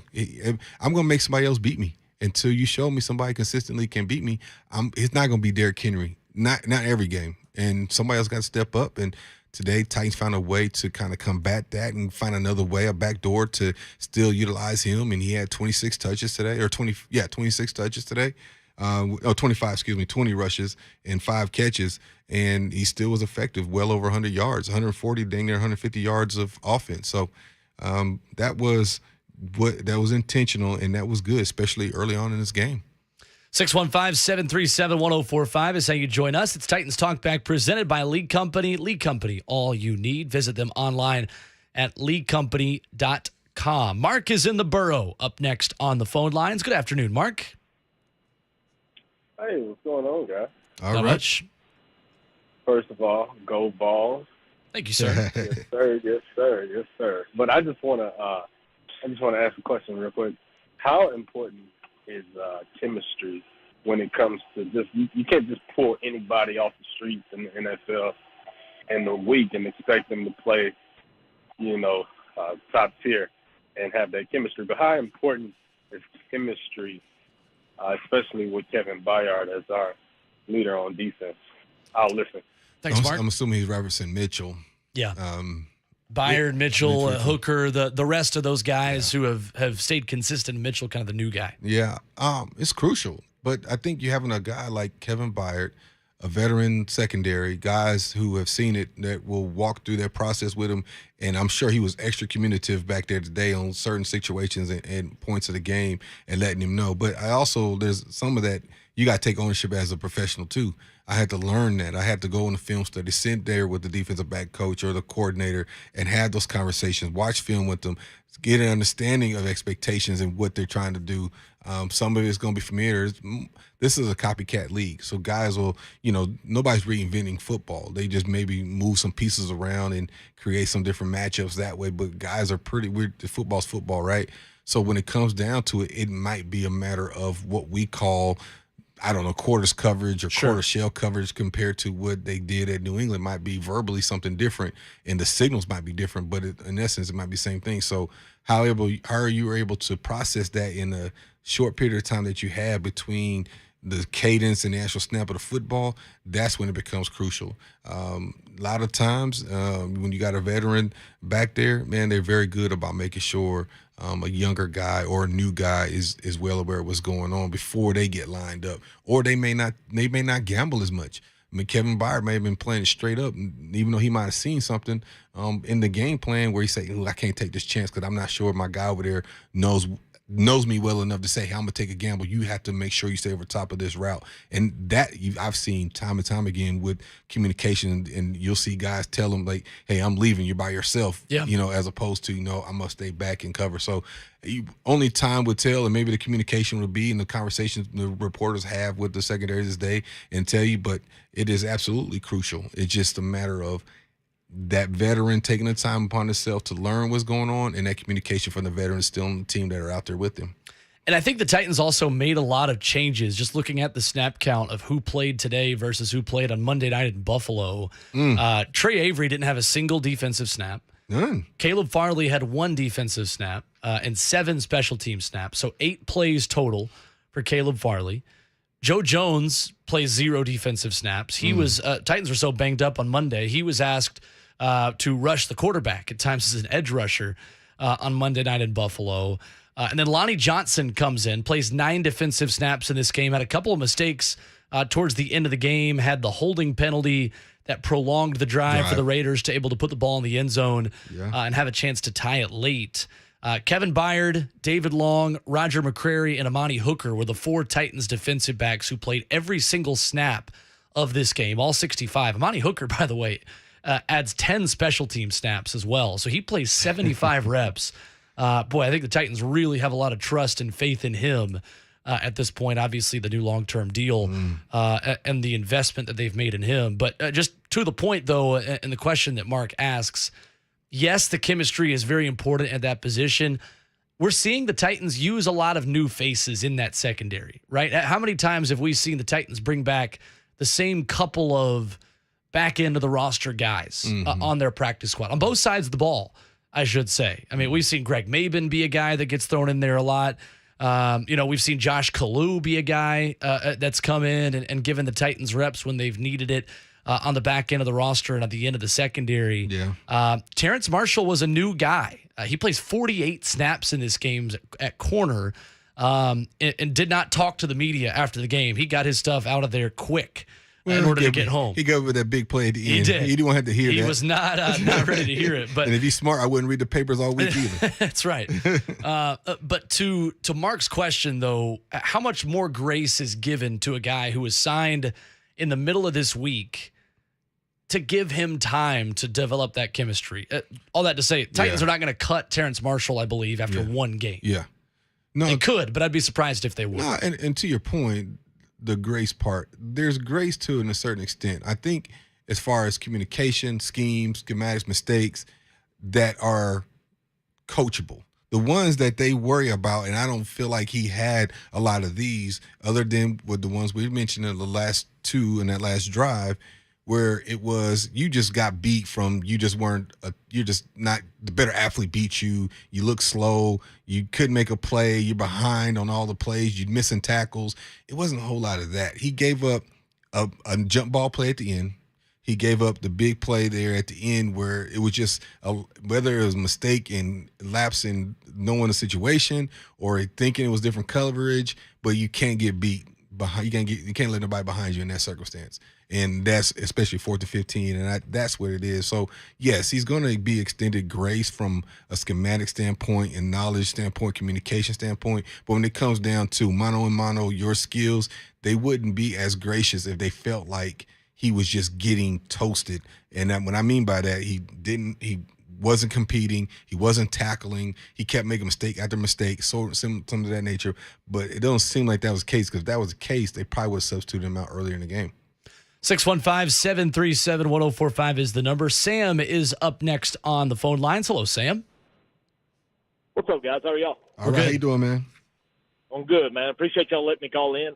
Hey, listen, I just wanted to give a big shout-out to the fans. I apologize if y'all have already talked about this. I know you mentioned it, but I don't know if anybody else has called in. But, after the embarrassing loss we had last week and then coming into this stadium today, everybody knows Nashville's a destination place to go to, and everybody also knows the Raiders, they travel well, but that place was hype. Titans fans, even in the second half, we didn't score a point, but that place was loud and hype, and I was just impressed by it. It's definitely a lot different than it was 5, 6, 7 years ago. So that's all I got to say, and tighten up. Appreciate it. Thank you, Sam. It was good. Totally agree. I do too.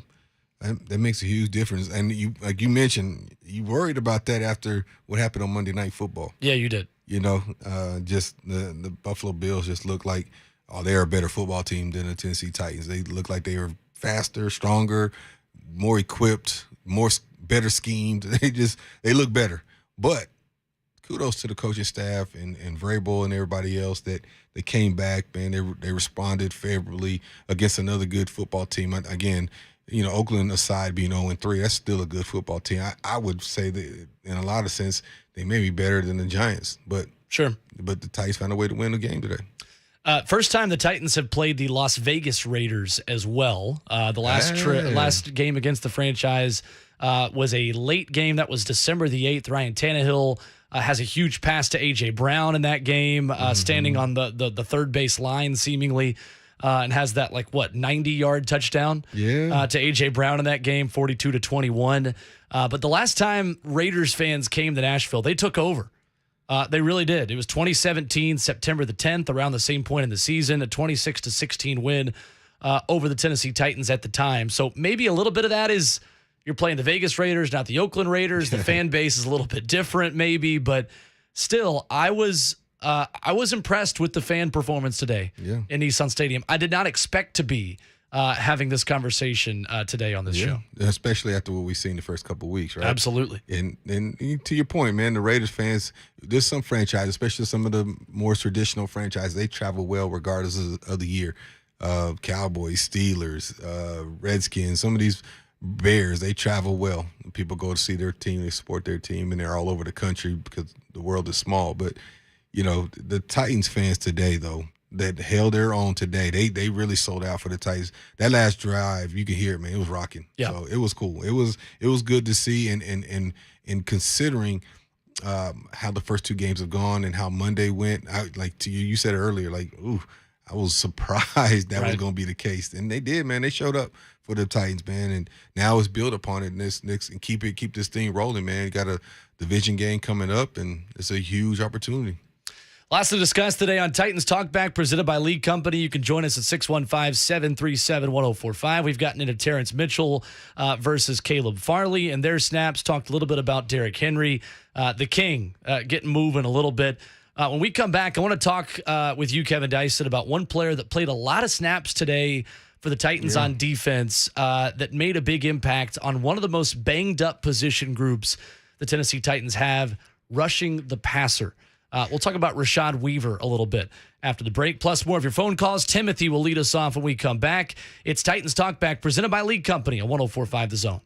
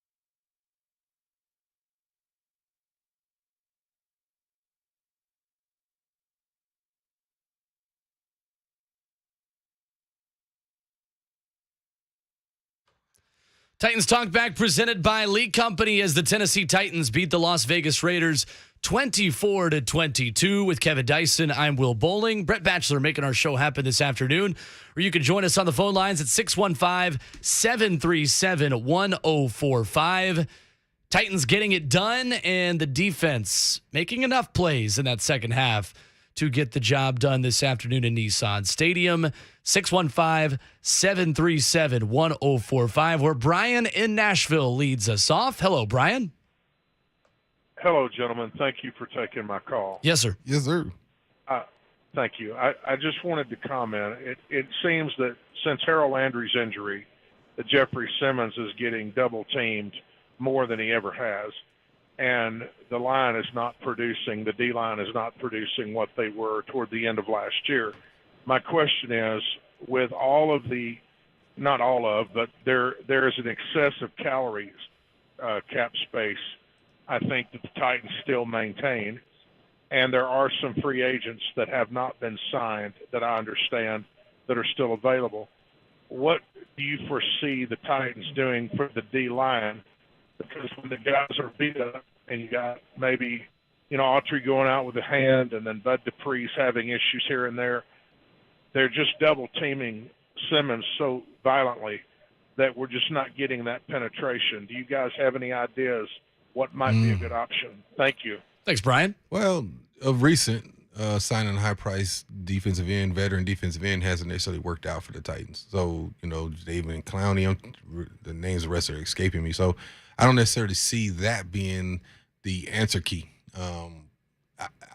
Again, it's hard to say because Weaver, again, had another sack today, and I think that was a talking point you had, Will. Yep.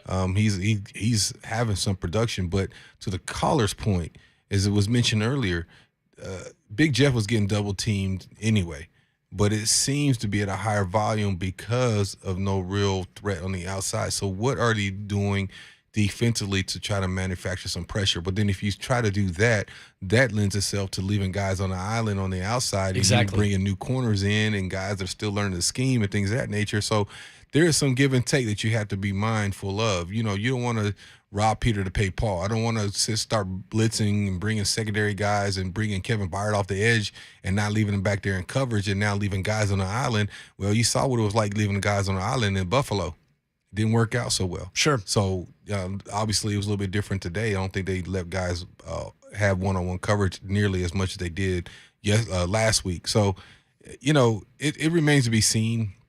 There probably is maybe somebody out there that can maybe be somewhat productive, but I don't know if there's anybody out there that is available that's going to give the production of what Landry was doing at this point. Because if they were, they would be on somebody's roster.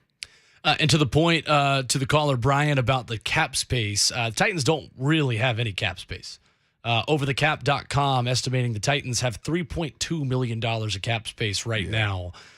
Certainly not very much. You're kind of up against it at that number at this point of the season. And Rashad Weaver played 80% of the snaps today with a total of 52 snaps, adding one more on special teams. The way things have evolved for him, Kevin Dyson, it's changed quickly. The plan that Mike Vrabel would have had for him coming into the season, obviously Harold Landry's injury, now Bud Dupree's hip injury.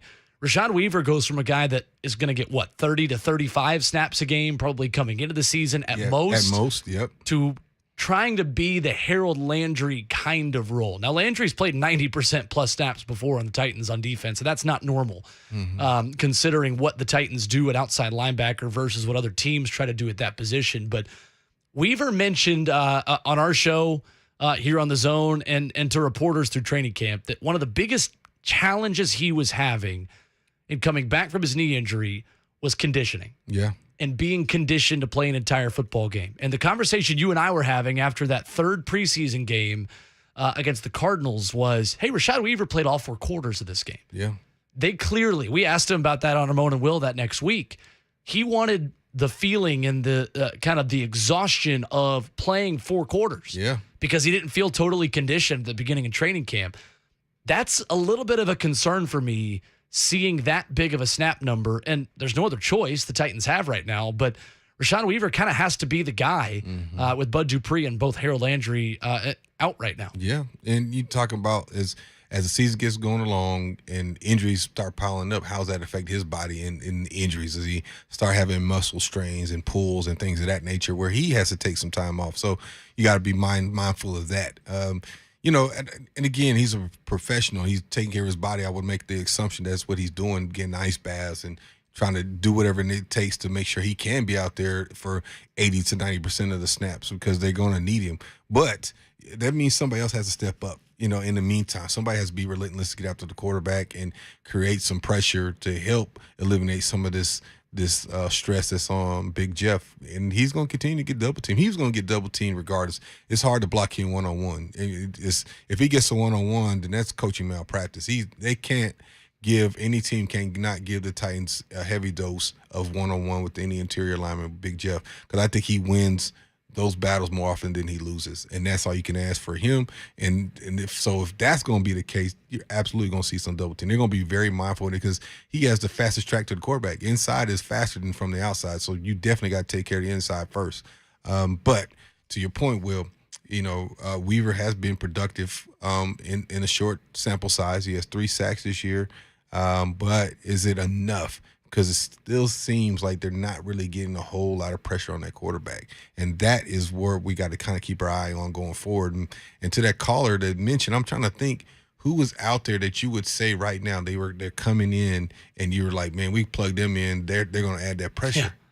Hasn't happened often. The only guys, one of them was actually back on the team today. Wasn't it Wyatt Ray who had a sack in the AFC Championship game of Patrick Mahomes in 2019? Yeah, but that was situational, fresh legs, probably unfamiliar with him and his technique. Him and Derrick Roberson are kind of the only 2 guys that come to mind. Yeah, and I'm trying to think who got cut that's sitting out there. J.J. Watt and them, those guys are not going to let signed. go. They're signed. Right. They're not going to be let go. So, it's tough, man, to find that relentless pass rusher, and that's why you see why they make as much money as they do. 615-737-1045. Will Boling and Kevin Dyson with you as we react to the Tennessee Titans' first win of 2022. 615-737-1045 here on Titans Talk Back, presented by League Company. Joe is in Nashville and up next on the phone lines. Good afternoon, Joe. Hey, guys. How y'all doing? We're good. All right, man. Hey, great to talk to you. I love listening to you. My only thing, and correct me if I'm wrong, is I really think they need to get some plays in place to get Derrick Henry to the outside, because he always seems to run better if he gets outside. Yeah, thank you for the call, Joe. Yeah. The only pushback I'll give to that is they tried the toss plays against Buffalo, and they went for negative yardage every single time they tried it. Yeah. Getting outside means you're getting your hands extended or your body extended to the outside shoulder of the defender so you can create a running lane. And a lot of times it'll create a cutback if you don't. But the heart of the defense is the middle. That's you attack the middle, whether it be vertically in a passing game or even a running game, and that's when it gets demoralizing if you are able to beat the guys up front, especially through the middle of the defense. But to the caller's point, I think Derrick Henry being explosive as he is, as big as he is, if you can get him in that secondary with corners and safeties, they start shying away from those tackles more and more and more, and then it becomes a big play. So I don't know necessarily. I think, again, one of the things the Titans did today to kind of create that was put him in a passing game, get him the ball in the flat, get him the ball on screens and things of that nature, so he does get in the secondary, that he can put that body, his big body, on some of these little corners that as the game gets going on, he starts breaking those tackles even more and more and more. And today he ran like that. He ran a lot stronger, a lot more physical today, and was able to break a lot of tackles and get some extra yardage. And I think that's one way you talk about extending runs to the outside. Also, pass game is part of that. And how you do that, screen game, dump off, little drag patterns, things of that nature, get the ball in his hands and put him on the edges. 615-737-1045 is how you can join in on the conversation as the Tennessee Titans beat the Las Vegas Raiders 24-22. 615-737-1045. Luke in Hendersonville will be up next when we come back. It's Titans Talk Back, presented by League Company on 104.5 The Zone.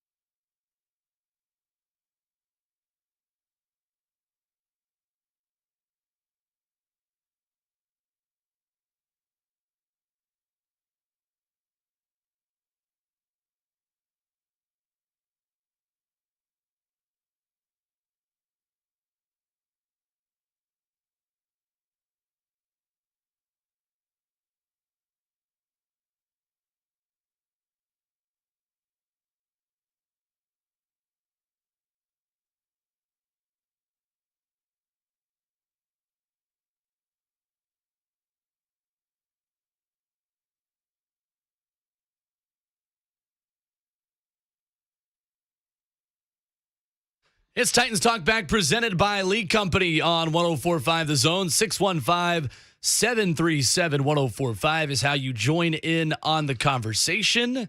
615-737-1045 with Kevin Dyson. I'm Will Boling. Brett Batchelor making the show happen as we go back to the phone lines and hear from Luke in Hendersonville up next on the phones. Hello, Luke. Hey, how's it going? We're good. So, I don't know if y'all touched on it already, but what did you think about the call to go for it on 4th and 4 on that spot of the field? Obviously, Burks feels bad. He should have felt like he had the catch there, but really just felt like we could have pinned them back deep. Luckily, it didn't turn into any points. Neither did the interception. But just thought that was a really aggressive play. Thought they were going to just try to draw them off sides, take the 5-yard penalty and punt.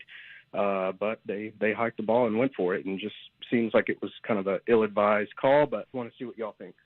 Thanks, Luke. That's a good question, and without the metrics of going forward or not that coaches have, and people looking at the statistical data of all these different things, when to go for 2, when to go for it on 4th down, and 4th and 4 versus 4th and a half inch or half yard. One thing we hadn't talked about, and this is where I wonder if part of this conversation is the difference between Kern and Stonehouse. I think it is. You took the words right out of my mouth. In that touch, being able to pin him inside the 5, as opposed to knowing they're going to get the ball out of the 20 anyway, so let's go ahead and go for it. I don't know if that's the conversation that's going on, but it makes me pause and think about that a little bit. Is that the reasoning why they decided, you know what, let's go in, because he's going to kick it 60 yards anyway. And he was high. His foot was on fire. He had a great game, Ryan Stonehouse did. I mean, seriously. I mean, he flipped the field on 2 occasions in particular where if any other time, we're talking about 20, 30 yards difference because he pinned him inside the 10, inside the 20. So, I mean, he's got a phenomenal talent, phenomenal leg, and when he gets his touch game together, he's going to be hard to deal with in this league, man. If he's flipping the field like that, oof. Yep. That was nice. That probably was difference in a few points for sure. I, at this point, would rather see the Titans be too aggressive versus not aggressive enough. Just based on the mistakes that you've made and the kinds of games that you have lost. I think that was a desperation call for Mike Vrabel and Todd Downing and the Tennessee Titans on offense. I don't think it's a call they make in week 1 against the New York Giants. Heck, I know it wasn't because they didn't make that call. Right. On a pair of occasions against the Giants in week 1. They were really conservative in the second half. And ultimately, that's a play that, again, we did mention it earlier, that Ryan Tannehill and Treylon Burks will both tell you they should have made. True. Ryan Tannehill makes the throw just a little bit behind Burks, but Burks still gets both of his hands on the football and is thinking, I think, a lot about the run after catch. And, I mean, he might have scored on that play if the ball's on the money, but he still had a good chance to catch it. I had no problem with that call. Yeah, I not necessarily had any problem with it. And to your point about making that play, and being in a similar situation as a player, I think you're anticipating that ball being on your body out front. And it's almost like it doesn't cross your mind to be behind you. So you're not necessarily, I wouldn't say not ready for it. Yeah. But you know the situation, and you think you're just going to put it right on me so I can, even if I catch it and get hit, I'm still falling forward for a first down, a situation like that. And I'm trying to make excuses for players, it sounds like right now. But sure. But again, I feel like it's a play they should have made, obviously. But I can tell from a receiver standpoint, you're anticipating, you think it's going to be right on my body or slightly in front where I can run and catch. And even if, like I said, he makes the tackle, I'm falling forward for the first down. 615-737-1045 is the number today if you want to jump in. Treylon Burks in this game only had 2 targets. Yeah, that was one of them. Yeah, that was one of them. Well, the one catch for 13 yards. Did have one rush for 8 yards. Yeah. I like seeing them. We mentioned this last week, too. This has kind of been our weekly check-in, how much more they are creating plays specifically for Treylon Burks. I like seeing them show confidence in him, and I think they trust him a lot more now through the first 3 weeks than they did going into week 1, certainly. Yeah, I think he's getting a little bit more involved, a little more familiar with the standard playbook and expectations. Even his catch, he got a little physical there at the top of his route and extended and made a big catch, almost got in the end zone. made the missile guy just partially make the tackle, and the corner came over top and hit him, just fell short of the goal line. So you see some of the reasons why the Titans decided to draft him where they drafted him. He's a big physical guy, strong hands, who's going to be hard to bring down, and you can utilize some of that skill set. He's a guy that's not going to go down easy, especially one-on-one with a corner, and that to me is kind of special because a lot of receivers, we don't like to get hit, man. We little skinny guys. That's right. We know when the journey's over. We're going to get it and get down and live to see another day. But he's a physical guy, and he's still trying to find his way. But it looks like the Titans are starting to get an understanding of his skill set, but more so even Tannehill starting to see him get more comfortable with him in the game. Now, to your point, he only had 2 targets today, and that's just part of the flow of the game. But one of those was huge. Well, both of them really. If you think about 4th down and the other one being a red zone target, that's pretty huge. That's telling itself. He was an isolated guy, 1-on-1, ex-receiver split in, and on the goal line, or I said goal line, the scoring area, and they went to him, and he made a nice catch and almost got in the zone. It felt like Robert Woods being more of a focal point within the offense also meant you didn't have to have Treylon Burks do as much. No. This was the first time we've really seen Robert Woods be the guy. 9 targets for him, 4 catches, 85 yards, and he has the longest pass play of the season this year for the Titans, a 41-yard catch in the first half. He was critical today in opening up a lot of those running lanes for Derrick Henry. Well, even more so, he fielded punts and had a nice return. Yeah, he did. No bobbled punts. He looked confident back there. I remember thinking after one of his catches, thinking if he's returning these kicks and they have him involved in passing game, I'm thinking about that leg and the conditioning of his body because having been through knee surgery, you tend to compensate whether you recognize it or not. So how is his body holding up? His hamstrings getting tight? His quads getting tight? How about that low back? Those muscles that kind of surround your hip muscles and your hamstrings and things of that nature. So how is his body holding up? Now you added another component to the game with him returning punts, and he had a nice return today. So that was going through my mind as he's starting to do a little bit more, getting a little more snaps. But I did see him give him some rest on a couple series in the third quarter in particular.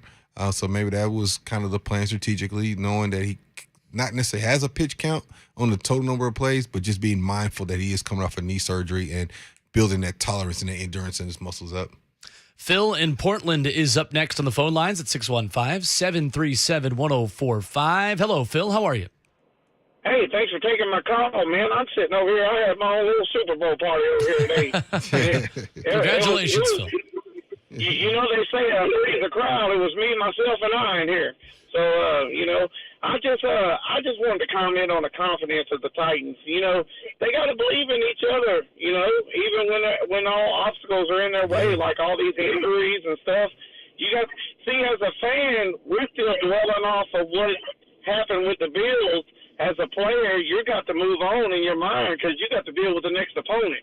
You can't stay back where the Bills are at, So I was glad to see them come together and overcome some stuff, and I hope that this is going to be the spark of something that could, because the AFC's up for grabs. Yeah. It really is. So I'm not counting this a done season. I don't know about you guys, but y'all have a blessed day and have a great day. Thank you, Phil. And to his point though, too, I think you look at the division now. Jacksonville's running somebody through the mud right now. Up 38-10 on the LA Chargers. They're looking pretty good right now. But the division in itself, Titans, I believe, should and will win the division. And I think depending on the matchup, I think last year, even getting the number 1 seed, it was all about that matchup. And the Bengals got hot.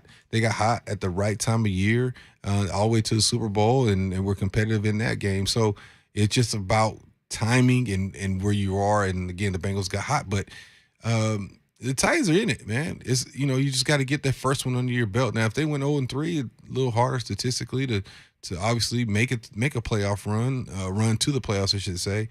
But they got the first one. Now you got a division opponent coming up, and you're going up there, and this is a team that is struggling. They're struggling for an identity. They got a quarterback who's borderline Hall of Famer that is struggling right now. And we'll see if Titans can continue to put that doubt in him and Jonathan Taylor, who's maybe the second best back in the game after Derrick Henry. I'd say so. and making sure he doesn't get going. So it's a good matchup. It's a tough matchup, but it's also a barometer of where the Titans will be or need to be, especially winning their division. You have to win your division games to give yourselves opportunity to get in the playoffs. And then once you get to the playoffs and get to the tournament, as we saw with Cincinnati last year, it doesn't matter. It just get in, and then you see what happens. 615-737-1045 is the number. It's Titans Talk Back presented by Lee Company. Lee Company, all you need. Visit them online at leecompany.com. When we come back, one final segment, but we are with you here until 6:30 leading up to Sunday Night Football tonight here on 104.5 The Zone. 615-737-1045 if you want to jump in on the conversation. And when we come back, Kevin Dyson, there is one stat that is a trend that continued today for Mike Vrabel and the Tennessee Titans. One area where they lead the NFL.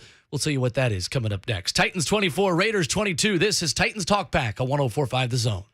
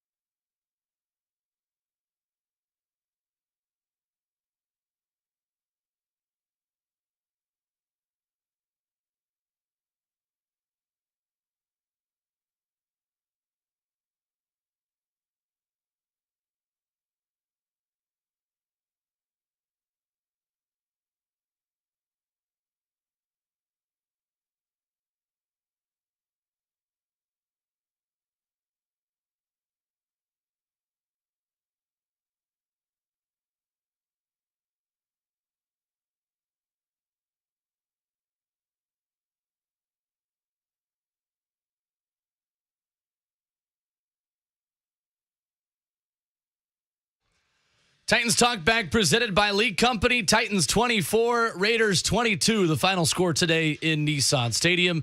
Facility managers need a reliable partner for their HVAC, plumbing, and electrical needs. They trust League Company's 24/7 service and their team of experts. Your next play? Visit leaguecompany.com. League Company, all you need. Alongside Kevin Dyson, my name is Will Boling. Brett Batchelor making the show happen today, or you could join us at 615-737-1045. Kevin Dyson, they find a way today, the Tennessee Titans do, despite a scoreless second half. You haven't won enough games this year to complain about how it happens. You get the monkey off your back, and now you travel to Indy next weekend. Big game. This division opponent, you get to knock this thing back at the 500 and basically start, I wouldn't say start the season over, but you're starting fresh. You're back at the ground zero.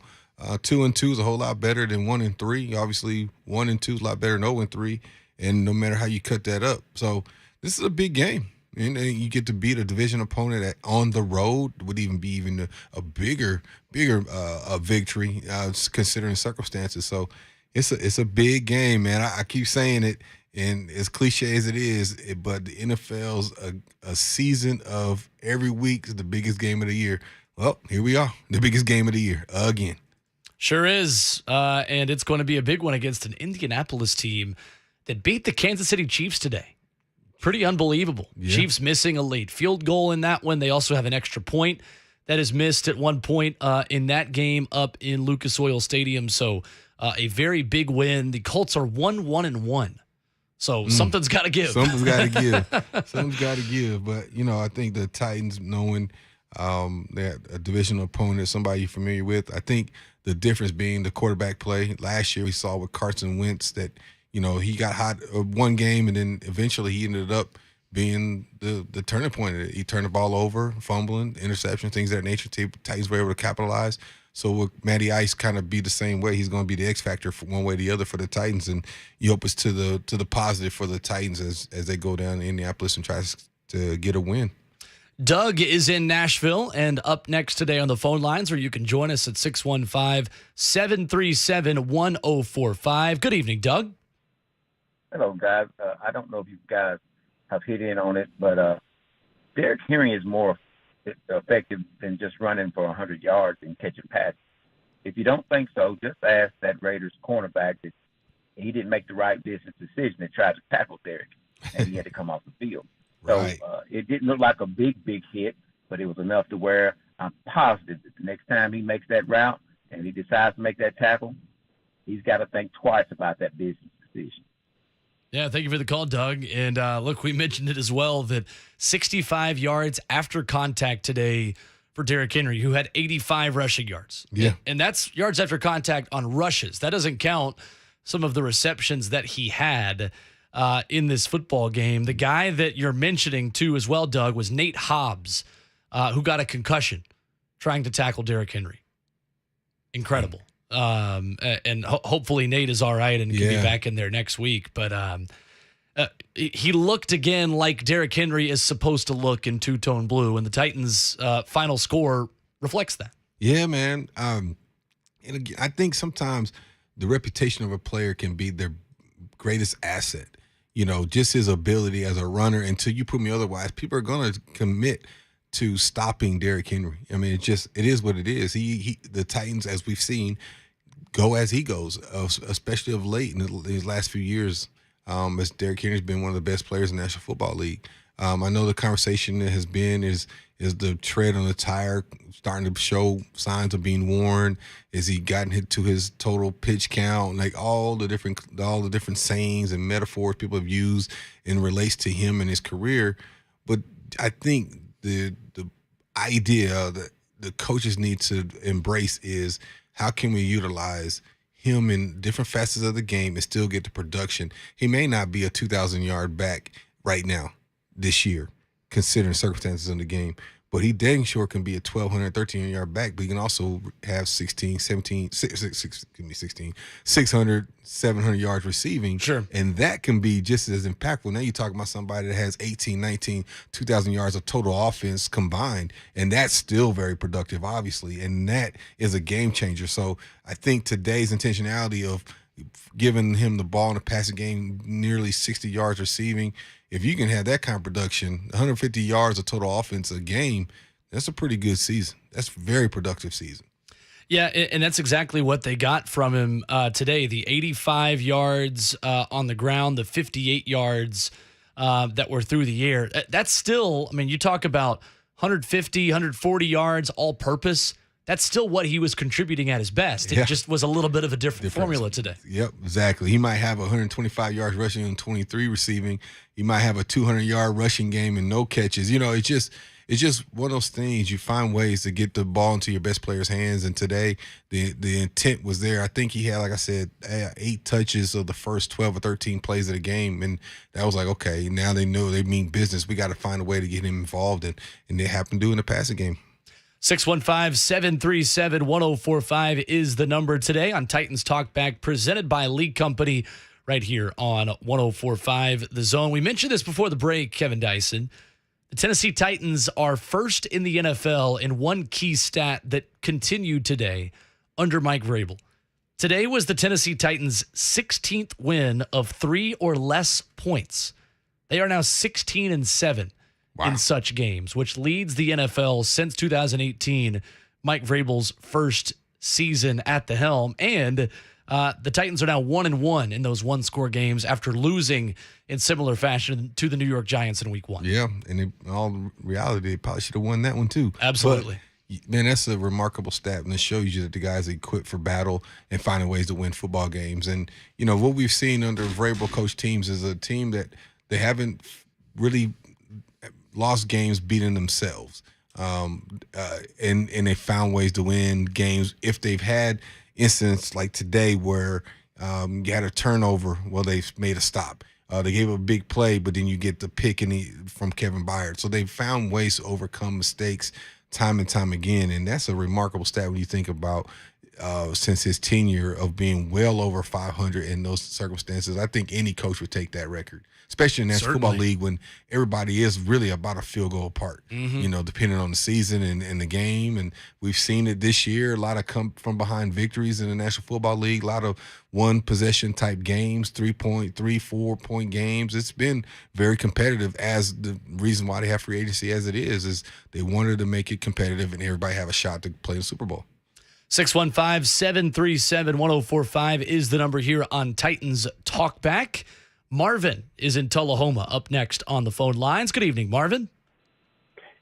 Hey, guys. Really appreciate the show. Enjoy it. And what I wanted to bring up today was how the AFC South beat up on the AFC West today. Yeah, thank you, Marvin. Dyson, I think we can take a victory lap at this point, so to speak, because the AFC South was called the worst division in football after the first week or two. And today the AFC South is 3-0 against the AFC West. Yeah. The Colts beat the Chiefs, Titans beat the Raiders, and the Jacksonville Jaguars just wrapped up a 4-touchdown win over the LA Chargers in SoFi Stadium. And before the season started, a lot of people thought all 4 of those teams had a chance to make the playoffs. Yeah. Especially with Russell Wilson coming over. And so, you know, it goes to show you just got to play the games. You never know how it's going to work out. Some teams iron out their kinks a lot sooner than others. I knew Buffalo would be competitive with Miami. I did not see Miami beating them. I didn't think Miami was that far along in their production to compete with Buffalo the way they did, let alone beat them the way they did. Now, I know Buffalo's had some injuries going into that game, but still, that goes to show you how it really is any given Sunday. And right now, who is the class of the AFC? Is it Miami at 3-0? Is it the Chiefs who's 1-2? Or is it Buffalo who's sitting at 2-1? It's just time will tell. It remains seen. The Titans, long story short, the Titans are still relevant. They're still in the hunt. They got a prime opportunity next week, a team that's right at 500 at 1-1, to go ahead and bounce this thing out, put them at 1-2. Titans be 2-2 and be number 1 in the division. Absolutely right. 615-737-1045. TJ in Clarksville is up next on the phone lines. What's going on, TJ? Hey, guys. Actually, that guy took my topic about the AFC South and the AFC West, but I just want to talk about now as far as the McQuarrie. What did you guys see from him out of his play today, and also Simmons? Yeah, thank you, TJ. I think Roger McCreary's outstanding. I think he's a really good football player. He's going to be very good football for a long time. Yeah. He seems to be a student of the game. He's been you could tell he pays attention to route concepts and things in that nature offense try to do against him. He's not giving up big plays. He's around the football in the run game. He's going to be a pretty good football player. I still, he's still probably got a lot of learning to do. He's a young guy, but I take that. If I got a young corner like that, that's continued to develop and almost has a fearless type persona around him. He's just not scared.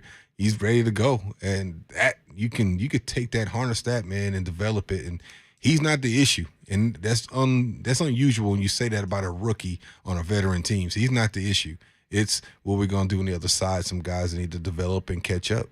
And I think Christian Fulton, to his credit today, was pretty good too, coming back from injury. Oh, yeah. Holding Davante Adams to 36 yards is the formula to beat the Las Vegas Raiders. And we mentioned it earlier on in the show. It was the first time the Titans had taken away somebody's number one weapon through 3 weeks this season. Saquon Barkley beat you in week 1, and then Stephon Diggs helped beat you in week 2. A lot of players, to be fair to the Buffalo Bills. It wasn't just Stephon Diggs in week number 2. No disrespect to the Titans. Yeah. In that one. But today the Titans said, we're going to take our chances on Mac Hollins beating us in Foster Moreau instead of Darren Waller. And that's exactly what happened. Mac Hollins had 158 yards. Foster Moreau had 44 yards. Comparatively, Darren Waller had a couple of drops. I really say kind of 1.5 drops because the first half drop, quote unquote, that he had on that deep corner route, that's a tough play to make. You only got one hand on it.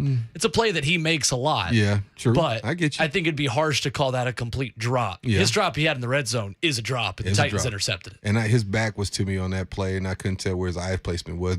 From my perspective, it looked like he was looking ahead of him and was trying to catch the ball without necessarily looking at it. And then Davante Adams was behind him. So he almost responded like he expected the ball was coming to him. It was. And he kind of stole that away from him as he was running across the back of the end zone there. But, Oakland has a lot of weapons. And to your point of Davante Adams, and I was trying to figure out what the Oakland, there you go again with Oakland, the Vegas Raiders were trying to accomplish with Davante Adams. They kept him inside a lot. He was playing a lot of slot stuff. A lot of shallower routes, if you will, a lot of like posts and sticks and things of that nature. They had a couple times where they put him on the edges, but it wasn't a whole lot of outside running routes for him today, and for whatever reason. And maybe they saw something on film they wanted to take advantage of what the Titans have done and shown on film. But compared to last week when they got locked on the island with Stephon Diggs in one-on-one situations with one safety or no safety in the middle of the field, and the Bills took advantage of it. Now, that may be difference in quarterback and the ability for the quarterback to run. I don't know what they saw different, but Davante Adams, even though he had 10 targets, wasn't an effective guy against the Titans where you felt like, oh, we're in a panic mode. Now, they gave up the 2 big plays to the other guy. And I say the other guy for a reason because a lot of people don't even know who that was until today. Yeah, sure. And he made some big plays, big catches for the Raiders. So from a Raiders perspective, you feel good about another guy being able to step up and make plays for Davante Adams because that's just going to help him down the line. Made those big plays. You did have the one pass interference by Roger McCreary early on in that game in the opening drive. I thought that was a pretty, as pass interferences go, I thought it was a pretty soft pass. That's why I said, and there was a hold by the right tackle on, I believe it was Danico Autry on the edge that allowed Derek Carr to scramble and make that throw. That was a big, big miss that they did not get. Yeah, that's why I say, right. If I'm a coach, I can live with that. That's a coachable moment. Exactly. That's a judgment call by the officials. They may not have seen the whole play develop and things of that nature. And, truth be told, it's an offensive league, man. It's an offensive league. Sure is. And it's hard for DBs to be effective in this league, man. And you say that shaking your head. And I play receiver, man. It is what it is. Yeah, sure. People like to see the ball in the air, like to see guys making plays, and it'd be hard to play corner in today's football, man. So, and the guys do it at a high level, and he's doing it at a high level. And to be so young and be that competitive, again, that's why I say, if I'm a coach, I could take that. I'm all right. I'm all right. Now, I'm not giving up a 48-yard play on 4th and 15. He didn't do that. Right. And nothing to Mitchell, nothing against Sure. that. He just came out the street. But they're not necessarily throwing a jab at him. I'm just saying, for a rookie, young guy, that's not what you've seen. You're not seeing him give up those kind of splash plays, and that's something that very promising for the Tennessee Titans. And it's exactly what we mentioned preseason, talking about Roger McCreary and the evaluation of him. Shane Bowen said, a week into training camp, 2 weeks into training camp? I feel like he's not a rookie. Yeah. Those are his exact words. Yeah. He said, I feel like he's already eclipsed the rookie status. He does get beat on a short yardage throw. I believe it was one of the 3 fourth down conversions for the Las Vegas Raiders in this game where he just got beat by a step. It was a play action rollout for Derek Carr, near side of the field towards the Titans sideline. Makes that throw in the flat, I believe to Moreau, the tight end, in order to move the chains. And Shane Bowen, you could see him, the Titans defensive coaching staff immediately talking to him about kind of getting sucked in on the run there to Josh Jacobs. But I think you got a lot to work with. I again think the Titans should be excited about getting a healthy Fulton, Molden, and McCreary on the field. Yeah. And Ugo Amadi as well. Ugo Amadi is a solid nickel in this league. Exactly. We kind of led the show with some of the concern about Caleb Farley and his growth and development kind of just being halted and kind of being stopped for the moment. It doesn't look great for Caleb Farley right now. Those things can change. Those things, a guy can, have to go out for a play like Christian Fulton did tonight. Yeah. Farley went in for a play, did his job. That was the one opportunity that he had, literally on defense. So there's not a whole lot of positive around him right now, but the talent, the intangibles are still there. You just got to get healthy on the back end and give him time to sit and to learn again as a healthy player, as a healthy practice participant, to stack some days, to stack some weeks. And you start bringing them in dime package. You start bringing them in those sub packages, because as bad as it was for Farley in Buffalo, you're going to have to build his confidence up a little bit, and you're going to have somebody else step up for right now. Yeah, I'm going to use probably I can't use the Blaine voice because he has his own voice, but I'm going to use Blaine logic here. Okay. They drafted him high for a reason. Yeah, they and did. If you're talking about drafting a guy that high and he's still in the quote-unquote developmental stage, McCreary's not. So in this, and you talk about his intangibles of being over 6 foot, fast kid, long rangy arms. Now the defense is going to be that he has been unhealthy, whether it be in college or now. But then why draft him if that's the case? And then 2, his upside is supposedly there, but now he's falling out of graces so much that he's not even barely in the rotation, so much so that they brought a guy literally off the street and put him in front of him.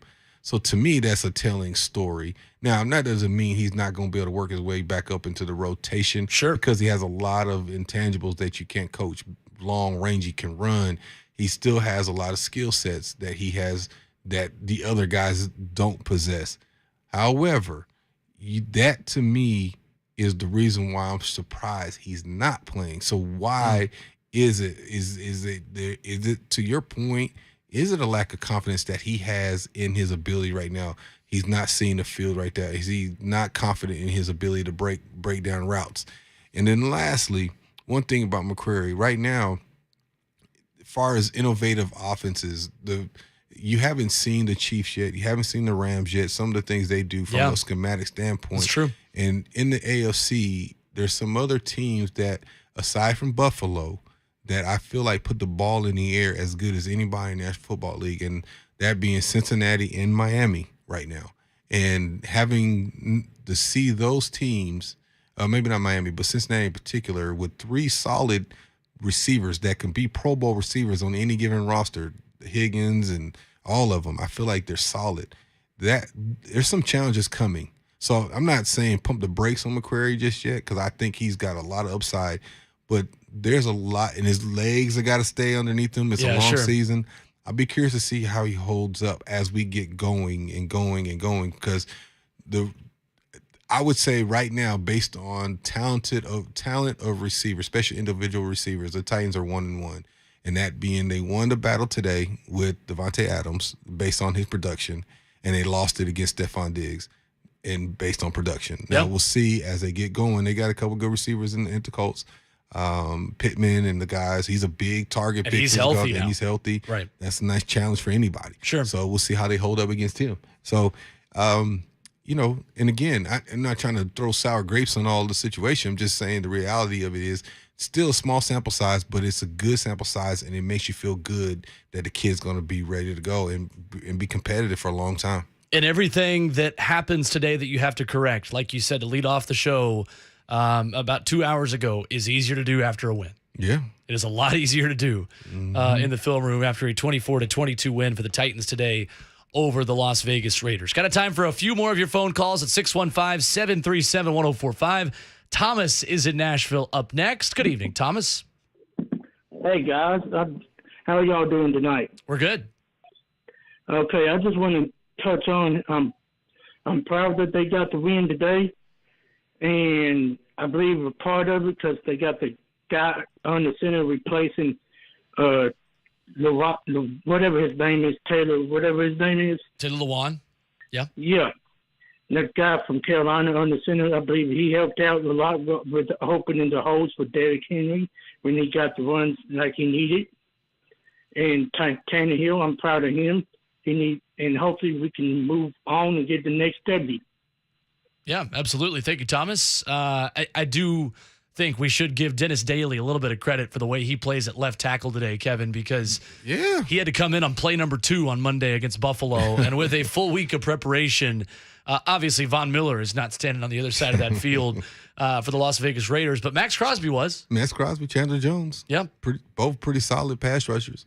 And, again, when you talk about names being reeled off and called out, his name wasn't. He held up for the most part. Only one sack given up today.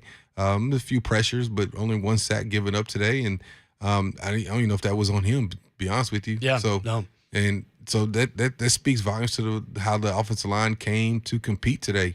And hopefully they're progressing, continue to grow and get better and start understanding each other. It is different. There's probably some communication and rotation difference, some slide protection, some things you do different when you had the assumption you had your all-pro / Pro Bowl left tackle in versus when you don't. So that may have changed the way they communicate and how they slide. So we'll see how it progresses throughout the rest of the year. One more time. All right, well, we will go to the phones. Chris in Lewisburg gets the final word today. Hello, Chris. Hey, guys. Hey, I'm thankful for the win. We just got to carry it over the first half, and we played 4 quarters like that. In 2 games, we should have had an easy win. But I wanted you guys to talk about the AFC South and how it's shaping up. Indy got a big win today against KC, and then the Jaguars beat the Chargers, and they might be this year's Cincinnati. What do you guys think about that? Yeah, thanks, Chris. I don't know if they're AFC Championship level, but Ramon Foster's been telling me all offseason, Kevin Dyson, that the Jags are going to be better this year. Oh, they saw that last year. Absolutely. Defensively, they were pretty solid. They were just on the field a lot. The Jags turned the ball over a lot. And let me go back to 98, Peyton Manning, when he set the NFL record for interceptions by a rookie, I believe. Yeah. Something close to that. He did. With the Colts. Yep. But the very next year, they went 13-3. Yep.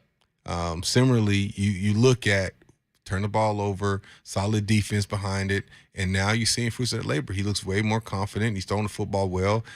So it's I still think the Titans are the best team in the division, but sure, I may have a bias in that. But based on the most recent product, Jacksonville is the class of it. I mean, they're leading the division right now. So Titans have a prime opportunity to knock this thing up and be right there in the hunt. And, they got Jacksonville coming here pretty soon, so it's going to be a good challenge. We look ahead to our next opponent, courtesy of the Look Ahead presented by Eurofix. Let me remind you that Eurofix repairs everything European that you drive and below dealer pricing. ASE certified technicians, a local company that has serviced Middle Tennessee for over 2 decades. Visit EurofixOnline.com. Titans and Colts next Sunday in Lucas Oil Stadium. Titans countdown begins at 11 o'clock. The League Company countdown to kickoff at 9. Titans radio coverage is produced by Philip Noel and Brad Willis. Studio producer is Joe Hunkapiller. Scoreboard producer Lucas Panzica. Promotions director is Rich Ferris. Director of sales Hunter Rice. General manager Allison Warren. Operations managers are Charlie Cook and Paul Mason. Executive producer is Rhett Bryan. For Kevin Dyson and Brett Batchelor, I'm Will Boling. We will talk to you next Sunday. Titans get the win 24-22 on Vegas.